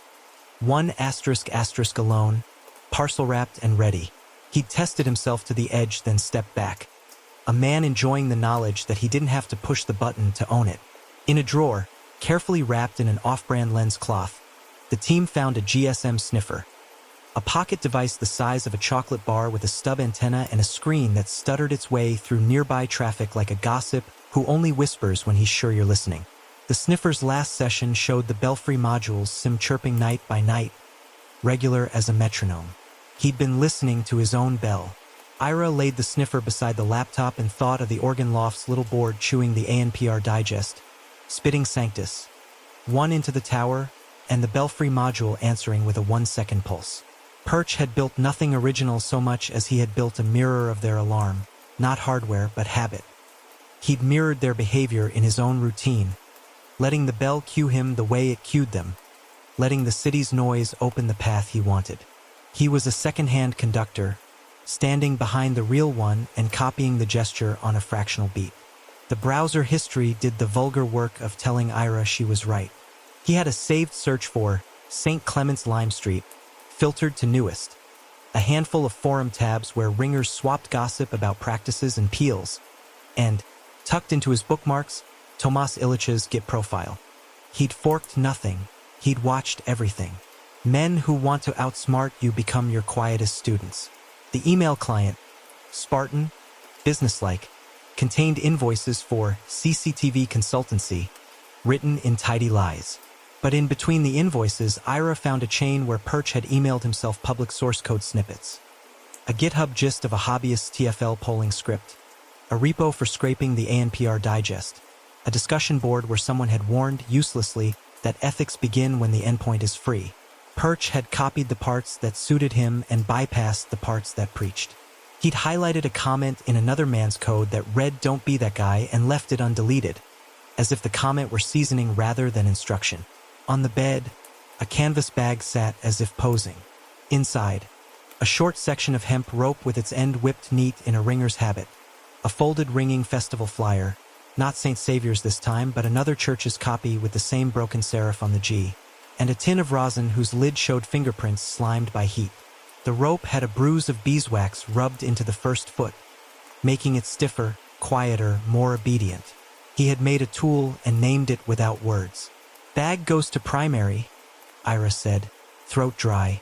He'll swear it's for demos. He'll tell a court that his work takes him to towers. He'll carry the right stink. But the flyer is theater, the evidence tech said. He said it kindly. They lifted prints everywhere Perch's vanity told them he'd touch. The laptop lid, the sniffer, the rope tin, the drawer handle. They swabbed wax and brass dust from the bag's seams and the rope's whip. This was not the part Eira loved, but it was the part she trusted. Chemistry does not play favorites with narratives. They found one more indulgence. A notebook, paper, analog, the pages numbered and then ignored. Perch's handwriting was ambitious. He wanted it to look like a mapmaker's. Inside, amid grocery lists and half-poems about London that deserved no second reading, were timelines. Entry times at Hanger Lane or Victoria. Tick with an underline. Noise, circled. Go. Then a list of spots shaded on a small plan like tides. Alleys with reliable shadow, docks where cameras pan too slowly, corners of bridges where footsteps are already an alibi. On the night of Avery Locke's death, the plan said clock for me, and the O had a slit through it, a boy's habit, his private halo. Routine, Eira said, marking it out. Cross in, wait for tick, read the noise, move inside the minutes at the edge of attention. She pictured him in motion because it helps to understand a man's rhythm if you want to interrupt it. He gets off at Victoria or drives in under sodium lamps at Hanger Lane. His phone stays dark or plays nice. His screen shows him a whisper that the Organ Loft's listener has sent to the belfry. He doesn't need the belfry to twitch. He only needs the story that it did to begin spreading while he moves. Patrol cars redirect for a look. Parishioners text and film. Eyes point one way and Perch walks another, lighter. The digital officer brought her the network logs they'd burned a weekend obtaining.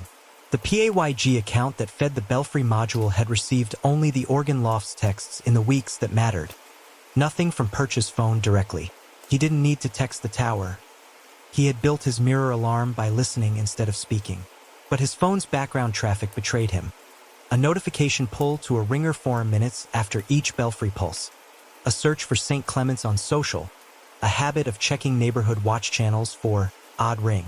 He might say he loved bells and followed bell news. He might even believe it. Juries measure belief against bags. CPS will like this as a bridge, Eira said. Intent manifests in preparation.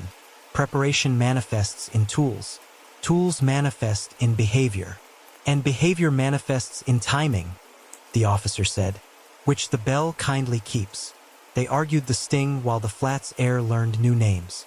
If they took him now, they'd have tools and mimics and sketches and vanity. They'd have his drafts of Sanctus. One and his notebooks go. Would they have the murders?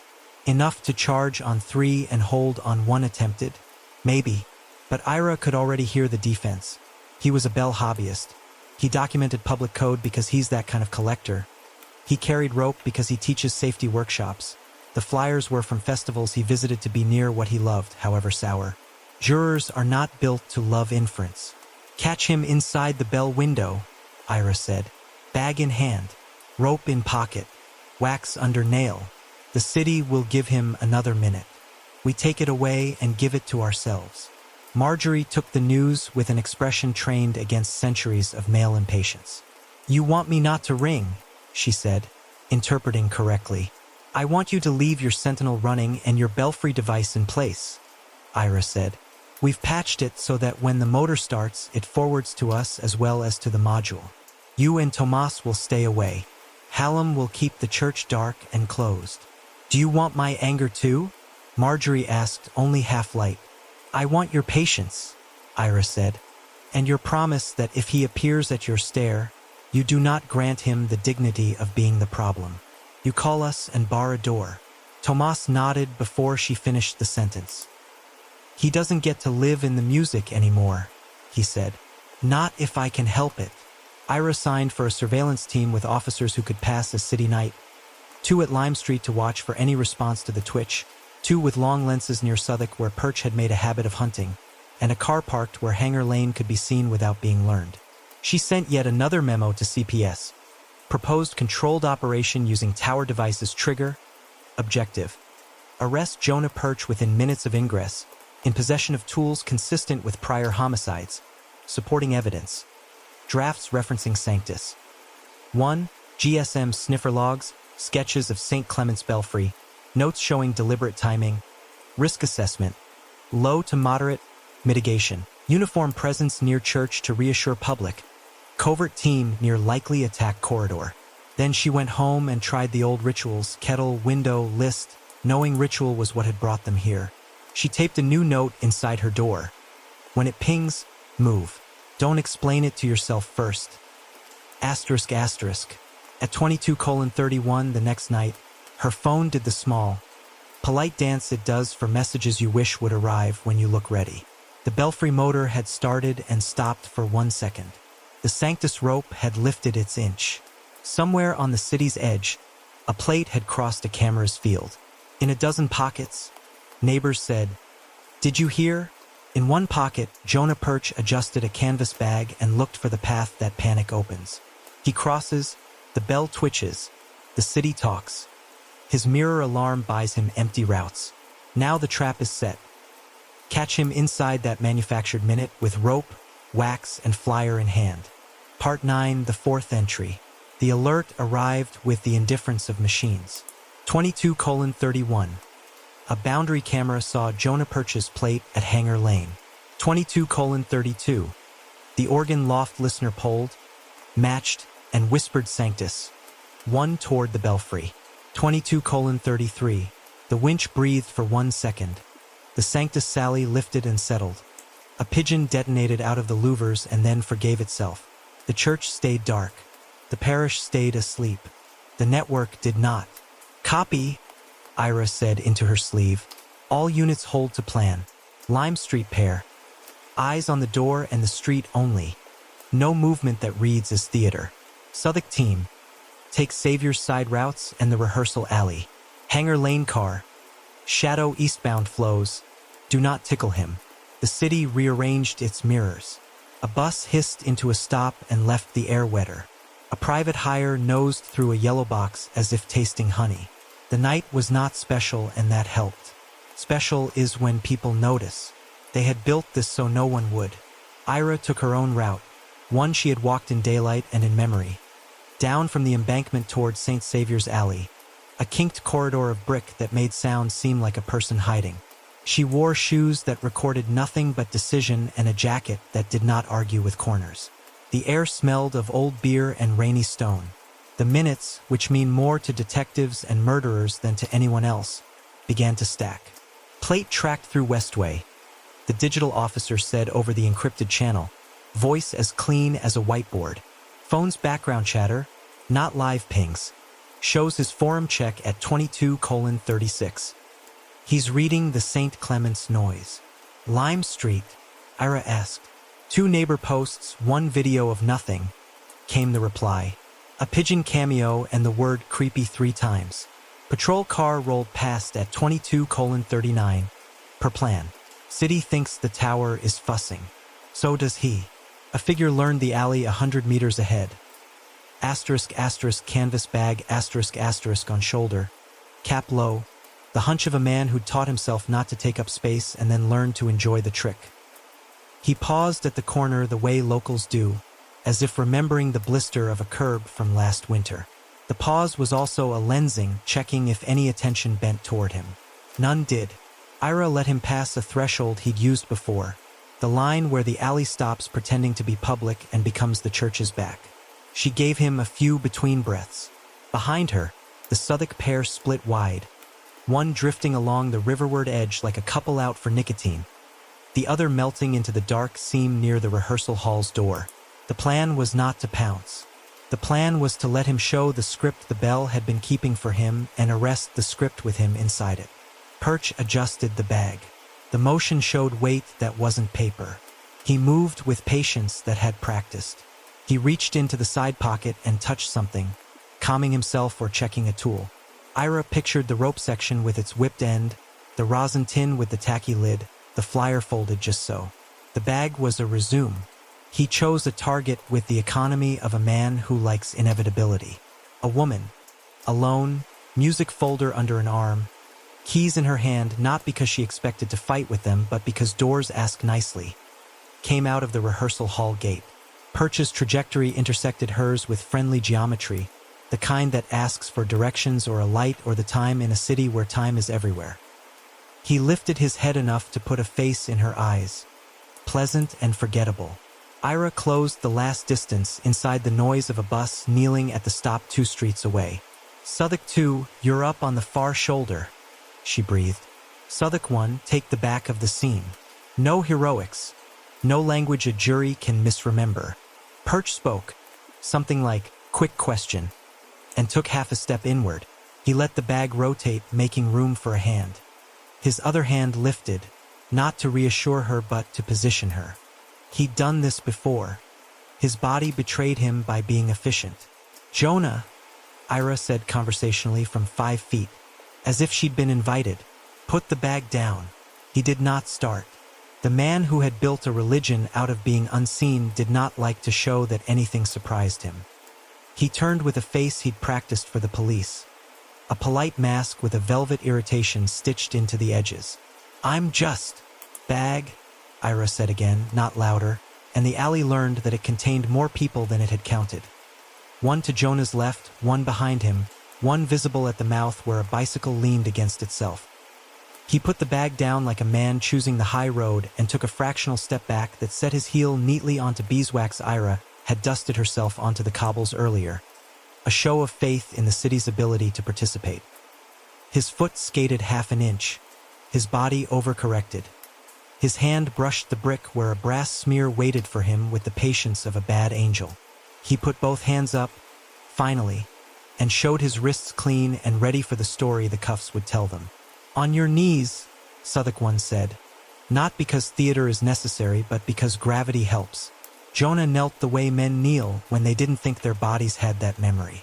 He said, you can't just, and then didn't finish because finishing commits you to a noun. The canvas bag obligingly took inventory. The rope section came first. Hemp, end whipped, the first foot wax stiffened. The rosin tin came second, lid oily with fingerprints.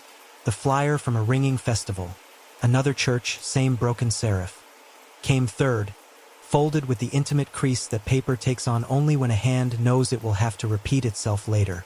A small hand towel emerged, faintly stained with the beige of beeswax and the darker trace of metal dust. A SIM eject tool in a pocket of the bag, its loop wound with rosin for grip, mouthed hello to the belfry's memory. Eira read the bag like a testimony. She found the block of beeswax wrapped in kitchen paper, the crease dark where it had rested against the rope's end. She found nitrile gloves unused and a cheap mask folded. Props that let a defense barrister later say the words COVID and precaution and hope jurors nodded for reasons that had nothing to do with guilt or lack of it. She found a phone that hummed with healthy batteries and bad habits. Jonah Perch, she said, and the name landed with the relief of a line you've rehearsed. You're under arrest on suspicion of 3 murders and 1 attempted. We'll do the rest with the courtesy you didn't extend. He gave her the smile she had expected, the one that said he thought in systems and she thought in stories. You've got a rope and a hobby, he said. You've got me near a church. You've got gossip about bells. You've got nothing that can stand up in the light. You walked into our minute, Eira said. You brought your metronome with you. They took him on his feet because dignity costs nothing and buys something later. The woman with the music folder stood under the rehearsal hall light and cried in relief in the way of people who find out the thing that almost happened didn't, and that their bodies will carry a phantom weight anyway. Southwark 1 escorted her back inside. Southwark 2 bagged the wax flecks that had scattered when Jonah corrected his footing. The bicycle at the alley mouth rolled away under an officer who had been a bicycle the whole time. At the car, Jonah tried a different tack. You set me up, he said, tender with outrage. You let the little alarm run. You knew it would make people gawk at the church and open a lane for me. That's entrapment. It's weather, Eira said. You like weather. We brought an umbrella. On the radio, the Lime Street pair reported a cluster of onlookers disappointed by the absence of a proper haunting. Someone had posted the rope twitch and received the standard comments about drafts and devils and pigeons that know Latin. St. Clement's had given the city another minute to talk about itself. Eira would write that the church had also given the police a minute to keep someone alive. Back at the station, the bag went to primary, the rope to trace, the flyer to prints, the rosin tin to chemistry, the block of beeswax to a solvent bath where it could confess its history in esters and garden dirt, the sim tool to a ziplock that would later feel like an epitaph for bad improvisations, the phone to a Faraday box, and then to the small court of experts who make phones testify. Eira stood in the search room while the bag was taken apart again under better light and steadier hands. It always looked a little like surgery. She felt the quiet lift in her chest that has nothing to do with celebration and everything to do with not failing when failure would be heavy. South Bank, the analyst murmured from a doorway, meaning Avery Lock without saying her name.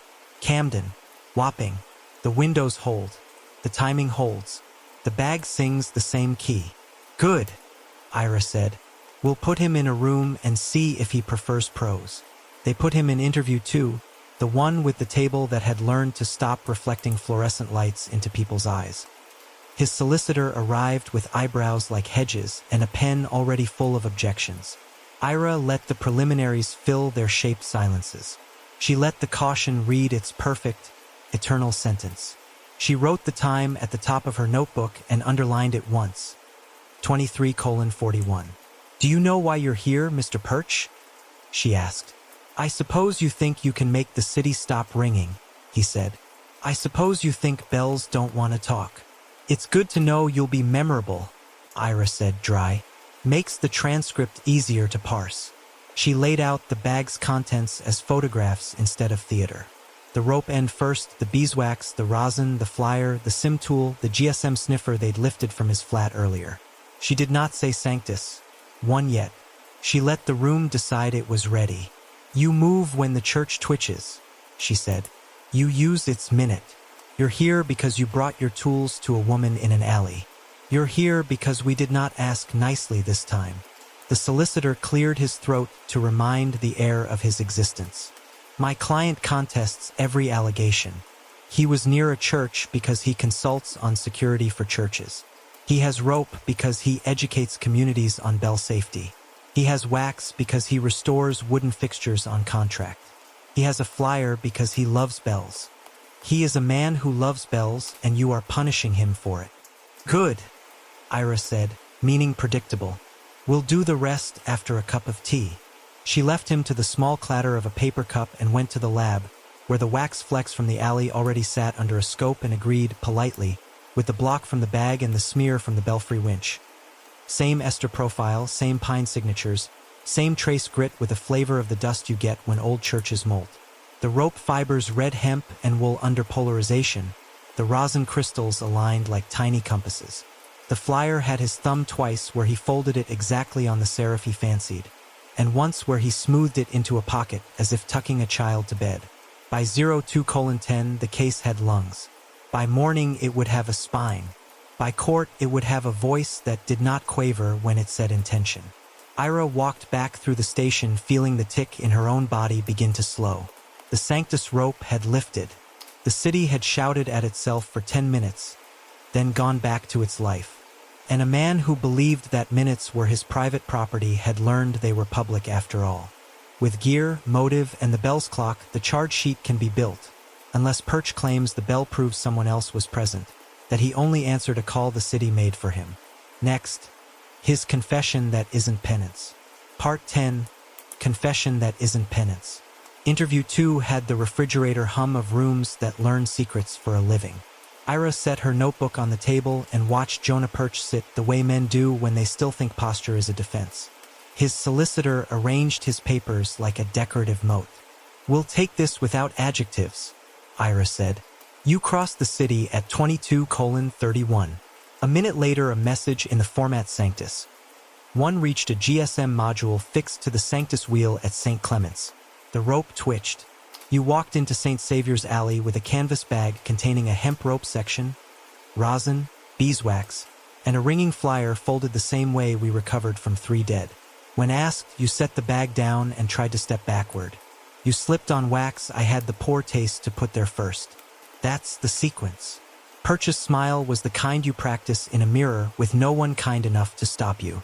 You forgot the part where the city wanted a knell, he said. Your bell felt me. Your church knows me. You can tighten all the bolts you want, but you can't make stone forget to answer a name. The city is not a Ouija board, Eira said. It's wires and habits. She tapped a key on the laptop the tech had parked in front of her. The screen, turned so Perch and his solicitor could see, showed the belfry footage. The Sanctus will asleep, the monofilament taut to a matchbox winch, a small LED sighing once per minute. A line of text at the bottom, time-stamped by the contact wafer Eira had placed. Pulsed to green for exactly 1 second.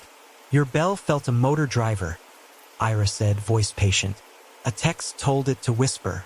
That text came from a number we tied to a listener in the organ loft that you watched from home like a parishioner who prefers his pew warm. You didn't have to push Sanctus. Won yourself. You built a mirror alarm and waited for the twitch the way a thief waits for the watchman to light his pipe. He kept the smile, but it tightened as if someone had trimmed it too close. I didn't touch your church, he said. I'm not the one who wired God. No, Eira agreed. You exploited the people who did. You let their sentinel be your metronome. The solicitor cleared his throat. Detective Shaw, to the extent this line presumes illegal conduct by my client, it presumes what the bag confessed, Eira said, sliding the photographs across. *** rope end, whipped, beeswax block, rosin tin, Simaject tool wrapped with rosin. Festival flyer *** with your thumbprint collapsed into the broken serif on the G. Your flat held a GSM sniffer logging the belfry sim's heartbeat and a notebook that says tick/noise/ go on the nights Avery Locke and 2 others died. This is not presumption. It's tempo. Perch leaned back until the chair considered objecting. She stopped me, he said, meaning Avery, the name he would not give her. She took a bell out of my hand. She said I made people unsafe because I love sound when it runs. She made everyone hear her version. I gave the city a better one. You gave 3 families a funeral, Eira said, and you used a church as your stage. Stage? He laughed, delighted by his own sense of theater. No instrument. You can silence a stage. An instrument remembers how to ring even when no one tells it to. That rope moved when I crossed the line. It knew. It wanted to. Eira pressed enter again. Another clip, his laptop directory named like invoices and full of source code, TFL polling scripts, ANPR digest scrapers, and a formats.txt with Sanctus. One quietly sleeping in the 3rd line. Then the message drafts folder, unsent texts to the belfry number composed and saved as if caressing the edge of a button were a kind of ecstasy. You kept your hands clean of the send, Eira said, but not of the expectation. You rehearsed. You saved the cue phrase like a hymn. You laminated your timing with rituals you could pretend were accidents. Clock for me, you wrote the night Avery died. The solicitor lifted a hand. My client writes poetry.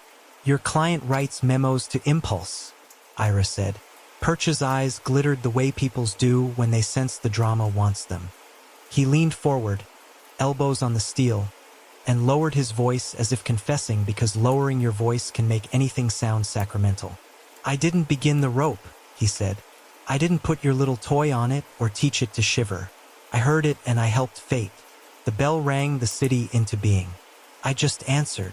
There it was, the phrase that crowns the ugly sermon. Eira did not smile. She only made sure her pen moved. Helped fate. Juries like the way those 2 words hate each other. She let the silence fill, then replaced it. You'll be pleased to know the people who wired your instrument are not hiding. Marjorie Pike has signed a statement admitting to commissioning a listener she called a sentinel out of fear you would come back. Tomas Illich has given us his code timeline, purchase receipts for the belfry kit, and the SIM he registered to keep the device from becoming everyone's toy. They will answer for unauthorized installation. They will also testify that their purpose was warning, not prophecy, and that you turned warning into timing. They're cowards, Perch said almost fondly. Cowards make the best tools. They make witnesses too, Eira said. which is inconvenient for men who think the world is improved by their cleverness. The solicitor tried a new trench. Even if we accept, hypothetically, that my client's presence corresponds with certain events, you still have to walk a jury from correlation to cause. Your bell twitched, detective. Any number of people might have acted on that noise. Someone else could have. Eira slid the whopping cuff photo forward. Brass dust like yellow pollen. The lab sheet pairing its elemental ratios to clapper wear. The ester profile of beeswax matched between belfry spindle residue, Perch's block, and alleyflex. Then the Camden arcs. *** wool/hemp ** fibers. Rosin crystals. Then the South Bank call log. 4 misses from John. Then the sting inventory from an hour ago. The rope, the wax, the flyer, the sim tool looped with rosin. She spoke slower than she felt. Cause, she said, is a bag you bring every time. Perch looked at the photographs and, for the first time, the cleverness leaked a little. He wanted to say they were props. He wanted to say any ringer might carry rope and wax and love. What came out was smaller. You think you've made it ugly enough to be ordinary, he said. But you can't wash the story out. Abel knew me. Abel obeyed a text, Eira said. And you obeyed your story. That's what I'll put in front of a judge who forbids haunting language. She stood. The interview had reached the point where words stop being elastic and start being filings. Mr. Perch, we'll break while you and counsel consider whether you prefer the trial to say you were conductor or parasite. She turned to the recorder. Interview suspended at 03:24. In the corridor, the CPS liaison was already building the case in sentences that wear wigs. We'll push 3 counts of murder and 1 attempted, she said. We'll characterize the tower device as a community warning misused by the defendant. Keep the haunting out, keep the mechanism in. Ropes, wax, brass, timings, drafts, listener logs, sniffer logs, bag contents. Packed for the lesser offenses. Suspended for Marjorie. Fine for Tomas if his cooperation stays gold. Percy. ***, facilitating access ***. Good, Eira said, and meant it with the complicated relief detectives earned by refusing to be romantic. I'll take Hallam up the tower after we cut the wire. He wants to hear what silence sounds like when it's honest. Back in the parish, dawn would be whitening the louvers. The Sanctus rope would hang like a throat deciding not to speak. The city would crumple last night's gossip and start fresh. And somewhere in the station, a man who needed the world to be a clock would be learning that clocks keep time for everyone, not only for him. The confession is not penance, but it is posture, helped fate. With the winch footage, Sanctus, 1 drafts, and the bag, the narrative for court is clean. ***, a bell made into a clock. A killer who read it. ***, Part 11, Court and the Rope. The courtroom preferred nouns to myths. Fluorescence hummed, paper whispered, and the judge's clock behaved itself. Jonah Perch sat at the defense table in a suit that had borrowed someone else's confidence. Detective Eira Shaw placed her notebook on the ledge below the witness box and breathed like a person about to climb a familiar tower. Members of the jury, the prosecutor began, you will hear about a church and a bell. You will not hear about ghosts. You will hear about a warning device installed without permission, how it worked, what it triggered, and how the defendant used its timing to commit 3 murders and attempt a 4th. The judge nodded once. Let us keep to mechanism and conduct. No hauntings, no omens. Eira went first. She mapped the city in sentences. ANPR at Hanger Lane, Victoria, Vauxhall Bridge Road, tap-ins and plates. The organ loft listener polling public alerts. The belfry module accepting 1 phrase, ***, Sanctus. 1 ***, and whispering a 1-second pull to the Sanctus rope. She described the monofilament, the matchbox winch, the beeswax spindle, the stub antenna, and the contact sensor that had quietly kept score. Was the church ringing a bell? The prosecutor asked. No, Eira said. It was tugging a rope without voice. A silent cue. And what tied that cue to the defendant? The defendant monitored the cue, she said, and the screen bloomed with a photograph of the GSM sniffer from Perch's flat. Its session log a neat ladder of dates that matched the tower's pulses. Next came the formats.txt file with Sanctus, One sitting where a habit keeps its favorite tool. Then the message drafts to the belfry number, unsent, rehearsed, ready. The forensic technician stepped in with the careful joy of people allowed to measure. She laid out the wool/hemp fiber mix lifted from the Camden victim's throat arcs. Asterisk asterisk no thermoplastic melt asterisk asterisk. The rosin crystals crystalline and loyal. The brass dust from the whopping cuff whose elemental ratios matched clapper wear. The ester profile of beeswax aligned across the belfry spindle residue. The alley flex from the sting, and the block in Perch's bag. She pointed once, gently, to Avery Locke's call log.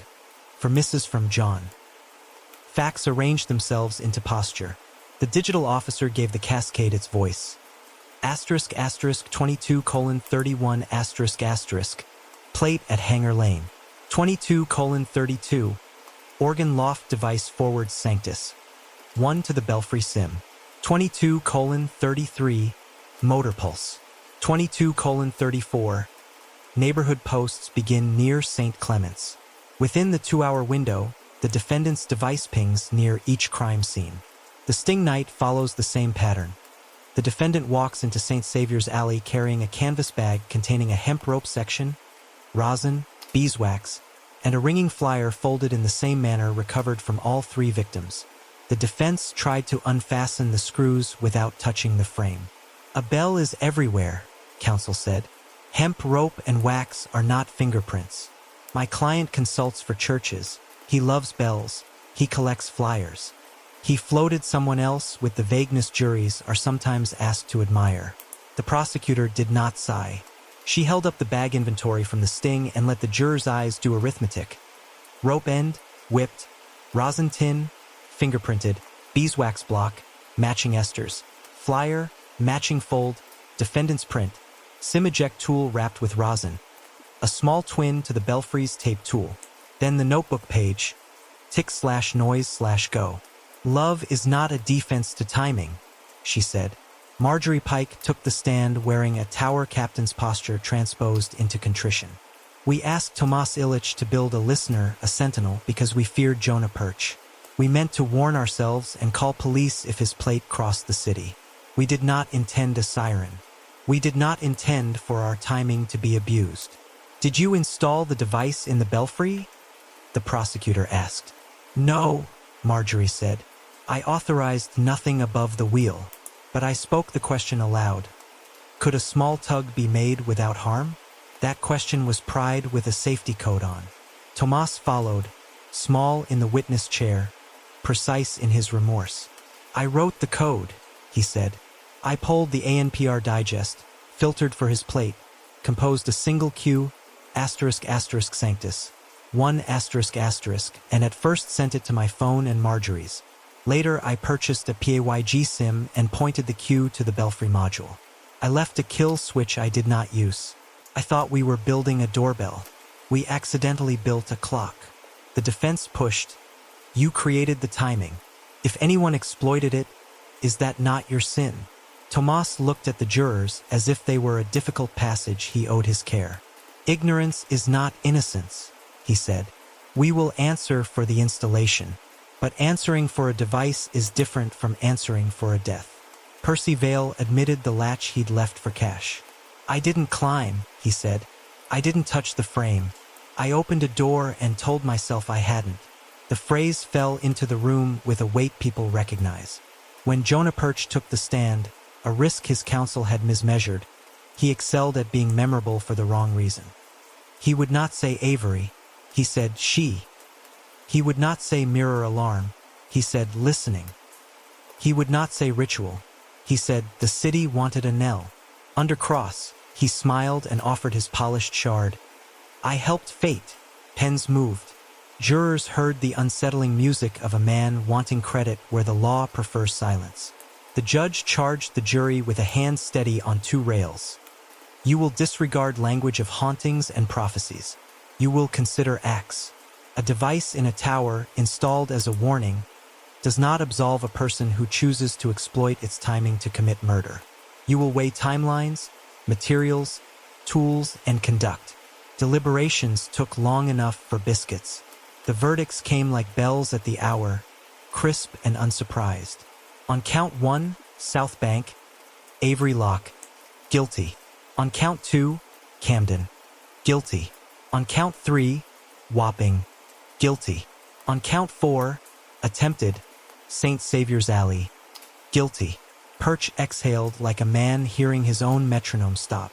Sentencing waited, as it must, for reports. The court disposed of the smaller sins with the kind of language churches sometimes wish they had. Marjorie Pike. Suspended sentence community work, a formal caution for unauthorized installation. Tomas Illich. Fine cooperation credited, professional censure because systems are gentler than shame but need to be seen behaving. Percy Vale. Facilitating illegal access a record he would carry like a bunch of keys.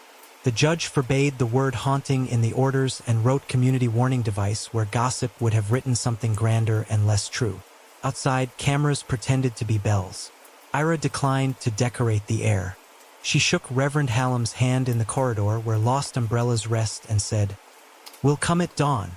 We'll cut the wire and put the Sanctus back where hands belong." Hallam nodded, relief and mourning braided. "Will it be quiet?" he asked. "It will be honest," Eira said. She walked the nave in her head on the ride back. Rope circle still, dust square to the boards, light like old linen. The city, briefly satisfied, would turn to other appetites. In the tower, a monofilament waited to be made into nothing. The bell, patient as stone, wanted what bells always want: a hand with attention and a reason with mercy. By the time she reached Lime Street, the pigeons had taken their places along the eaves like punctuation, and the first gray of morning was thinking about the louvers. She carried scissors, tape, and a practiced quiet. One last climb. Remove the GSM box, cut the line, resplice the rope, and hear what the tower sounds like when the city is not in its pocket. Final Knell at the city gates. Dawn came on in pewter. Lime Street was a quiet argument between buses and gulls. The city exhaled steam and apology.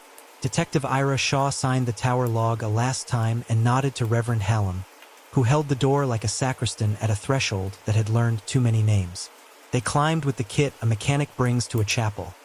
Cutters, bag, tape, 2 coils of proper hemp, a palmful of patience.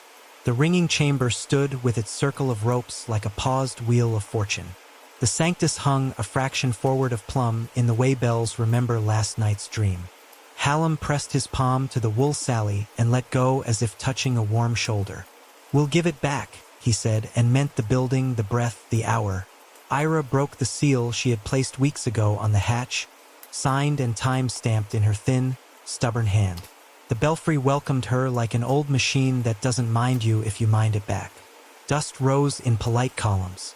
Light came slatted through the louvers as if the day were choosing how to enter. The device still waited in its pocket.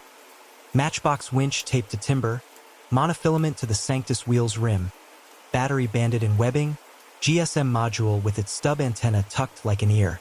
The beeswax on the spindle had taken on the wood's color, as if learning camouflage. The SIM tool with its rosin-wrapped loop lay obedient under the joist, shy of dignity. A 1-second pull could still teach a rope to twitch. It would not get the chance. She photographed each angle one last time.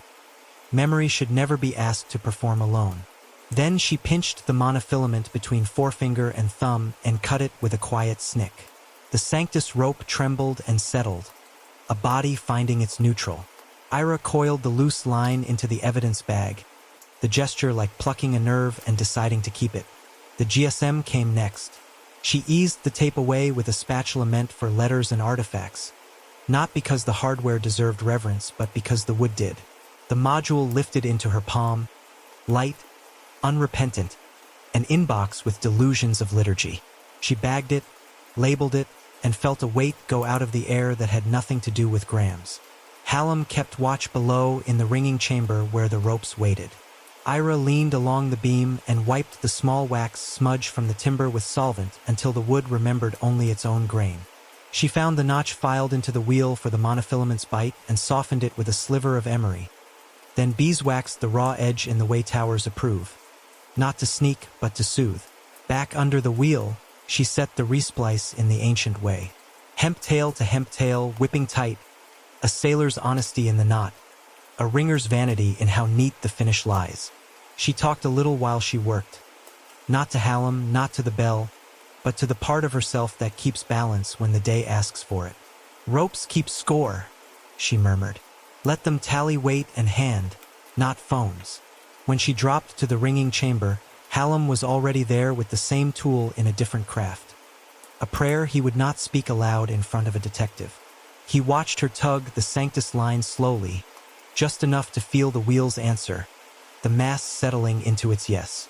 No whisper of plastic now, no tick in a motor. The rope lifted because a hand did. May I? Hallam asked. You may, Eira said. Slow. Listen for the frame. He pulled one careful inch, then two.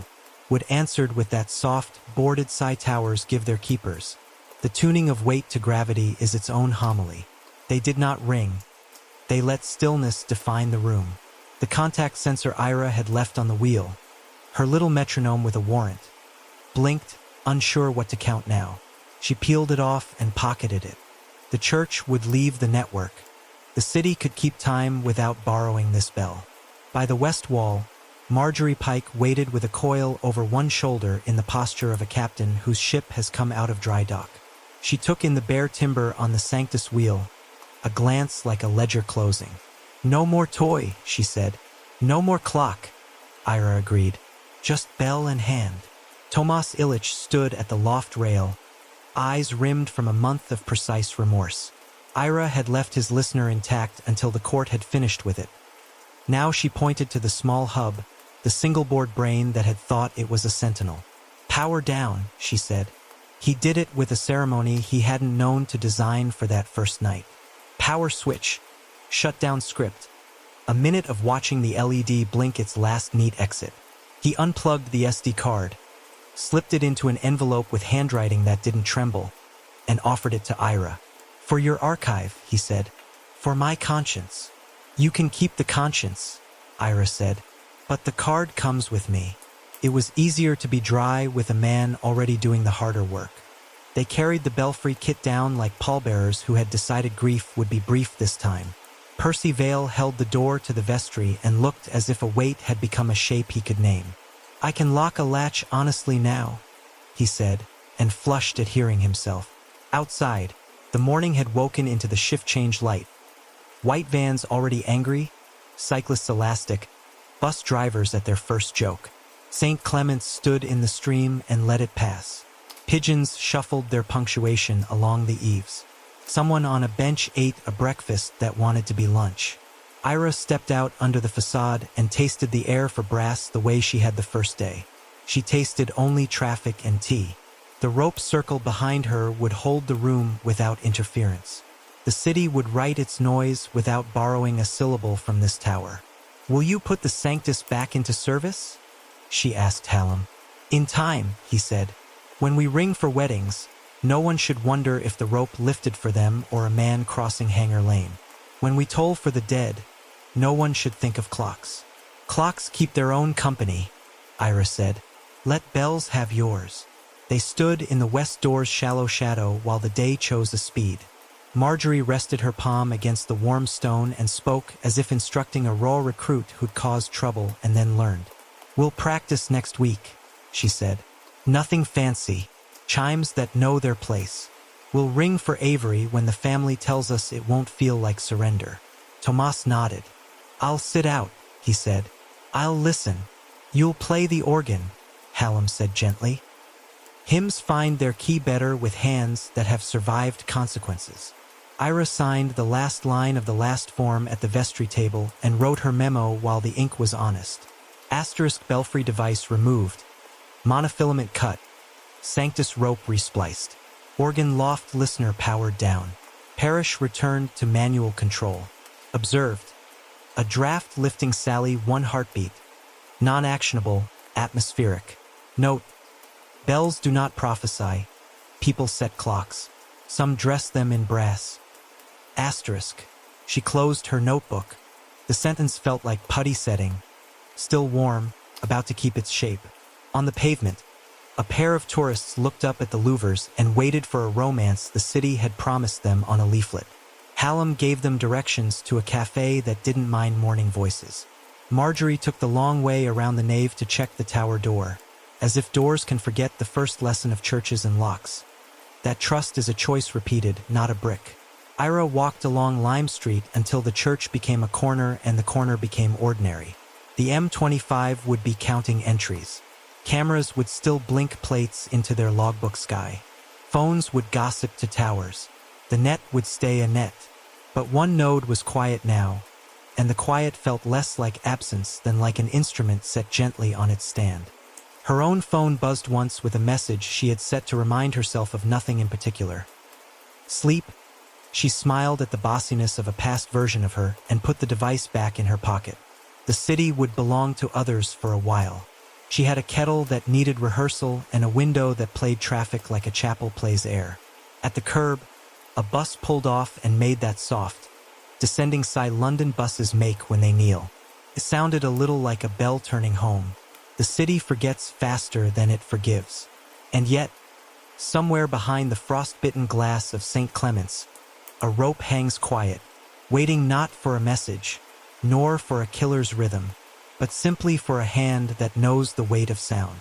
When the bell finally rings again, it will ring for the living, for those who listened, for those who stopped the clock. Thank you for listening to Somnolent Conspiracies. If this story kept you awake, if it made the city feel just a little stranger, then it has done its work. Subscribe, tap the bell, and leave a like if you want more midnight investigations, more ghosts dressed as evidence, more detectives walking the line between logic and the supernatural.